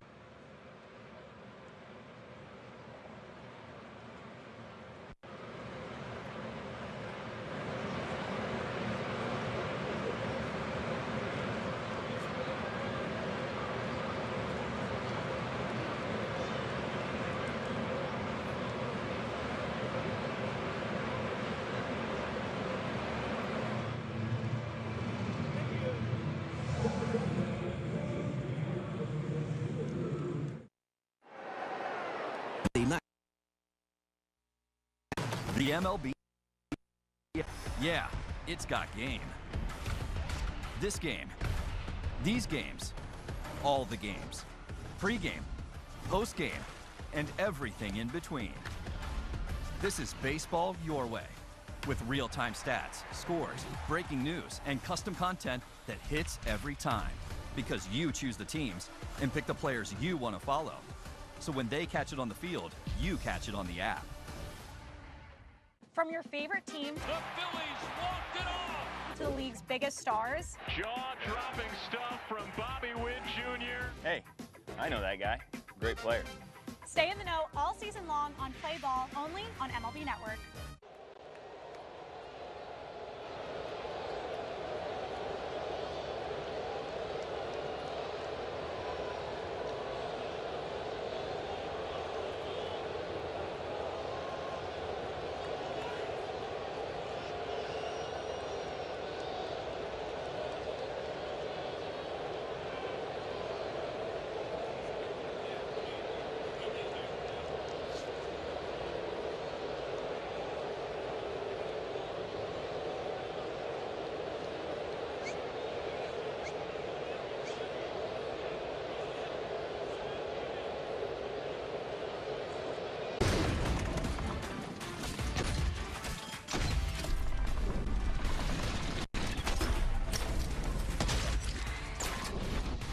Welcome to Angels Live postgame presented by Kia right here in ABTV. High fives all around as the Halos put 11 spot on the board. They avoid the sweep and they take down the Rockies in the third and final game of the series by a final of 11-4. The Bats were alive tonight, and the Angels with a feel-good win as they head to Chavez Ravine over the weekend. Welcome to Angels Live. Ken French alongside Tim Salmon. Everything was working tonight. After that second inning, it was all Angels. They put a 6 spot on the board, but Tim, it was more than just the offense. Great starting pitching by Ureña, and of course some great defense as well. Yep, they put it together. I mean, we've talked about it the last couple nights, not getting the best out of the Angels in all facets of the game. But tonight they put it all together. And what can you say about 10 hits from a group of guys that weren't here, 7 days ago, maybe 10 days ago?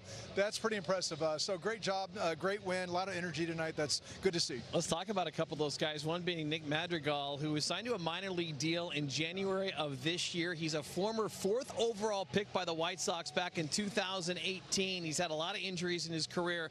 But again, we talked about in the pregame show, injuries and maybe the team on a downswing a little bit. You get some opportunities to come up here and show what you can do. He took advantage of that here tonight, and he showed the glove a lot. Yeah, well, he's a proven winner. I mean, his pedigree says it all the way back to his college days. So, again, starting off with the defense, he made a couple of really nice plays over there second base tonight. And, you just can't emphasize enough. And when you're not playing every day, it's tough to go out there and get in the rhythm and be up to speed with the pace of the game. And there's another great defense play in the hole right there. That's anyway, just a great job of defense all the way around. But at the plate is where he really shined today. I mean, I love the fact that he reminds me of a guy named David Eckstein back in the day that just kind of hit the ball wherever it was pitched. He's going to hit those line drives, gets on base singles. He's not trying to do too much, and really you feel like at the plate he's going to give you that good quality at bat. And I'm telling you, it's just really exciting to see that tonight, see him get 4 hits the way he did right there. I mean, going the other way, it's just what the doctor ordered today. Yeah, 4th career, or should I say 2nd career 4-hit game. As it shows there, as I mentioned earlier, 4th overall pick by the Sox back in 2018. But again, you can't say enough when things are going well to bring the energy, bring the good vibes. Guys that are here giving 110%. Madrigal, one of those guys. He's one of those guys, and you know, Meckler had 4 hits as well tonight, and not to. Oh, we're going there. Oh, okay, yeah. Oh, yes. I don't know when we're going there, but you know, you think about it. We haven't had a player have 4 hits this season. Matter of fact, the last time an Angel player had 4 hits was last July, and that was Nolan Shonowell. So the fact that you had not just one guy, but 2 guys have 4 hits tonight, that's fantastic. And when you go back to the last time the Angels had multiple guys with 4-hit games, you got to go back to that 25-run game against the Colorado Rockies. So something about the Rockies bring out the bats sometimes. Well, you mentioned Wade Meckler. Let's go to Wade Meckler. Yes, batting 3rd for the 2nd consecutive game, and all he does, 4-hit game. Yeah, great. He started off with some great defense right out of the chute. Again, both these guys we're talking about, I mean, they bring it on both sides of the ball. They bring the energy and they bring their game, but I just love the fact that, I mean, he goes up there hacking. He just seemed like he's in good position to make good, solid contact all the time.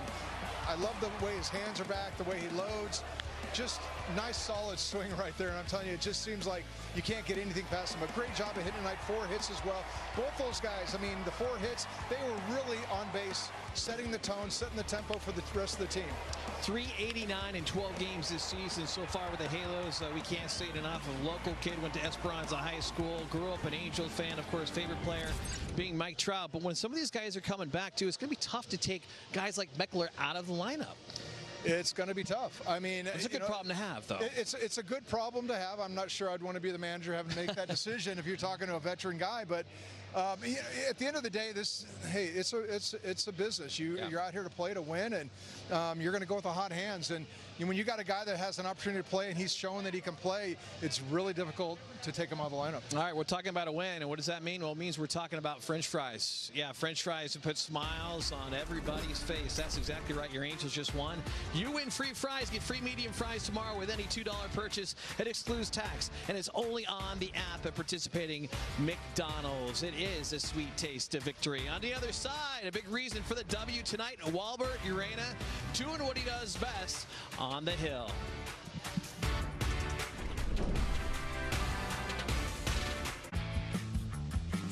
Step up to the plate with MLB Plus, your ticket to streaming baseball's best.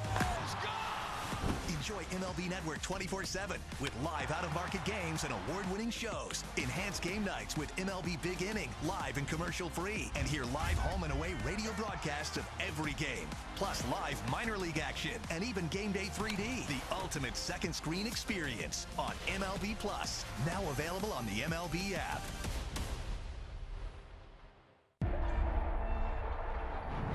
They say it's a game of numbers, pero el flow es completamente otra ciencia. Flow mayor is where all those rhythms meet.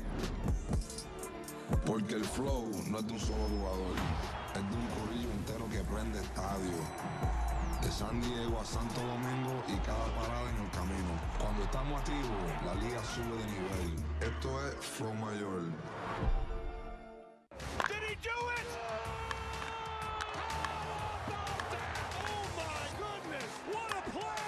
We live the biggest plays from every game with Abby LeVar on Quick Pitch, late nights and early mornings on MLB Network.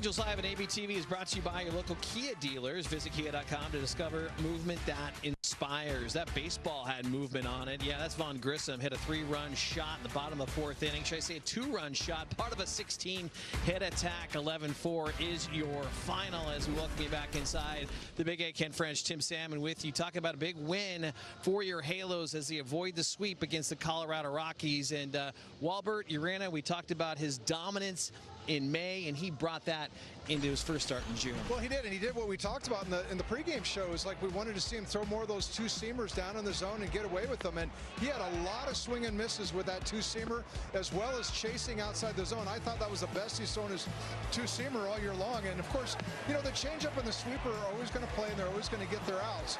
But to me, I thought the dominant pitch tonight was that 2-seamer, just the way he commanded it down in the zone. I mean, both lefties and righties, I thought that he did a great job of setting that up. And again, like Gooby and I were talking about, the more you can establish that 2-seamer and get the hitters thinking about it, it's just going to make that changeup that much better. And I know he's gotten a lot of attention with that changeup, but that 2-seamer has to play, and it did tonight. Also mixed in a sinker, had 9 outs with the sinker tonight as well, and he pitched 99 pitches, which is a new career high for him. So good to see him extended, getting that 6 innings. Well, getting the runs early, too. I mean, it helps any pitcher where you can go out there and put a 6-spot up, I mean, right out of the gate. So without a doubt, it feeds itself. It all builds on each other. I mean, you go out there, score some runs early. You let the pitcher relax. He doesn't feel like he's not so fearful of making that mistake or that, you know, that hit or whatever in that situation. So at the end of the day, he got the big lead. He went out there, he established his stuff, and I love the way he used his 2-seamer. Be a little more aggressive, definitely. Well, after a 6-spot in the second, the Angels kept things going to the 4th inning. Let's show you what Vaughn Grissom was able to do here tonight. We showed you a little teaser coming into this segment. Bottom 4, though, man on. Vaughn Grissom goes yard. Well, this is the single right here. This is a great piece of hitting right here. He had a 2-out single. That was a big point of the game right there. Kind of get things going there in the second inning. You know, anytime you can have those big 2-out hits. I mean, Siri started things out with a double, but Grissom, later in the game, he got that hanging slider right there, hit it for a home run. Again, big night for him. A couple big hits. None bigger than that 2-out hit, you know, in that first or that second inning. But without a doubt, he had a great game. There's multiple heroes in this lineup tonight. The 2 guys that got 4 hits kind of stole the show. Absolutely. Peraza was 2 for 5. Grissom 2 for 5. Madrigal 4 for 5. Meckler, as we've mentioned, 4 for 5. So again, 11 runs, 16 hits. Feel good win for your Halos as we take another timeout here on Angels Live postgame, coming at you from inside the Big A. When we do come back, we want to get some reaction from, of course, Kurt Suzuki. What did he think of the big win tonight? And 4 hits by Nick Madrigal. Comments from Suzuki on the other side right here on Angels Live.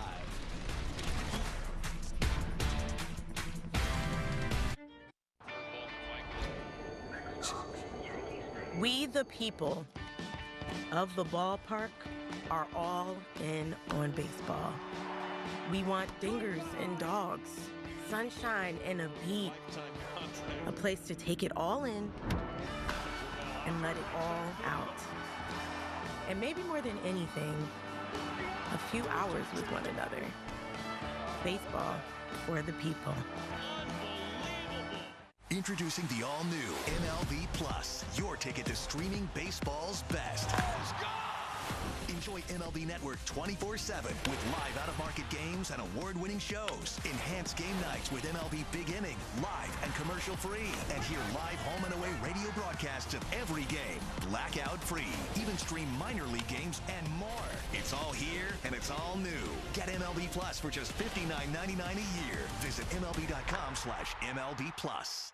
Did he do it?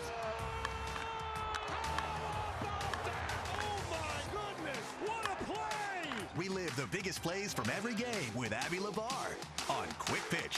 Late nights and early mornings on MLB Network.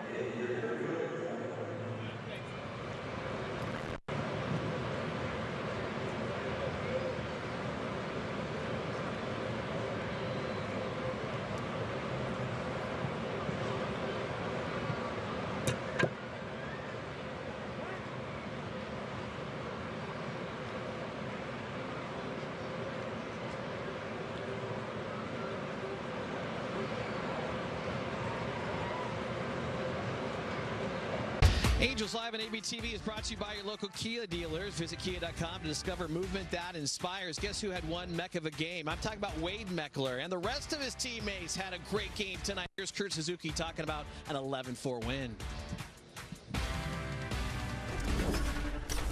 Yeah, and hard. You know, I feel like everybody had quality at bats, hitting the ball hard. I mean, Nicky and Meckler, 4 hits apiece.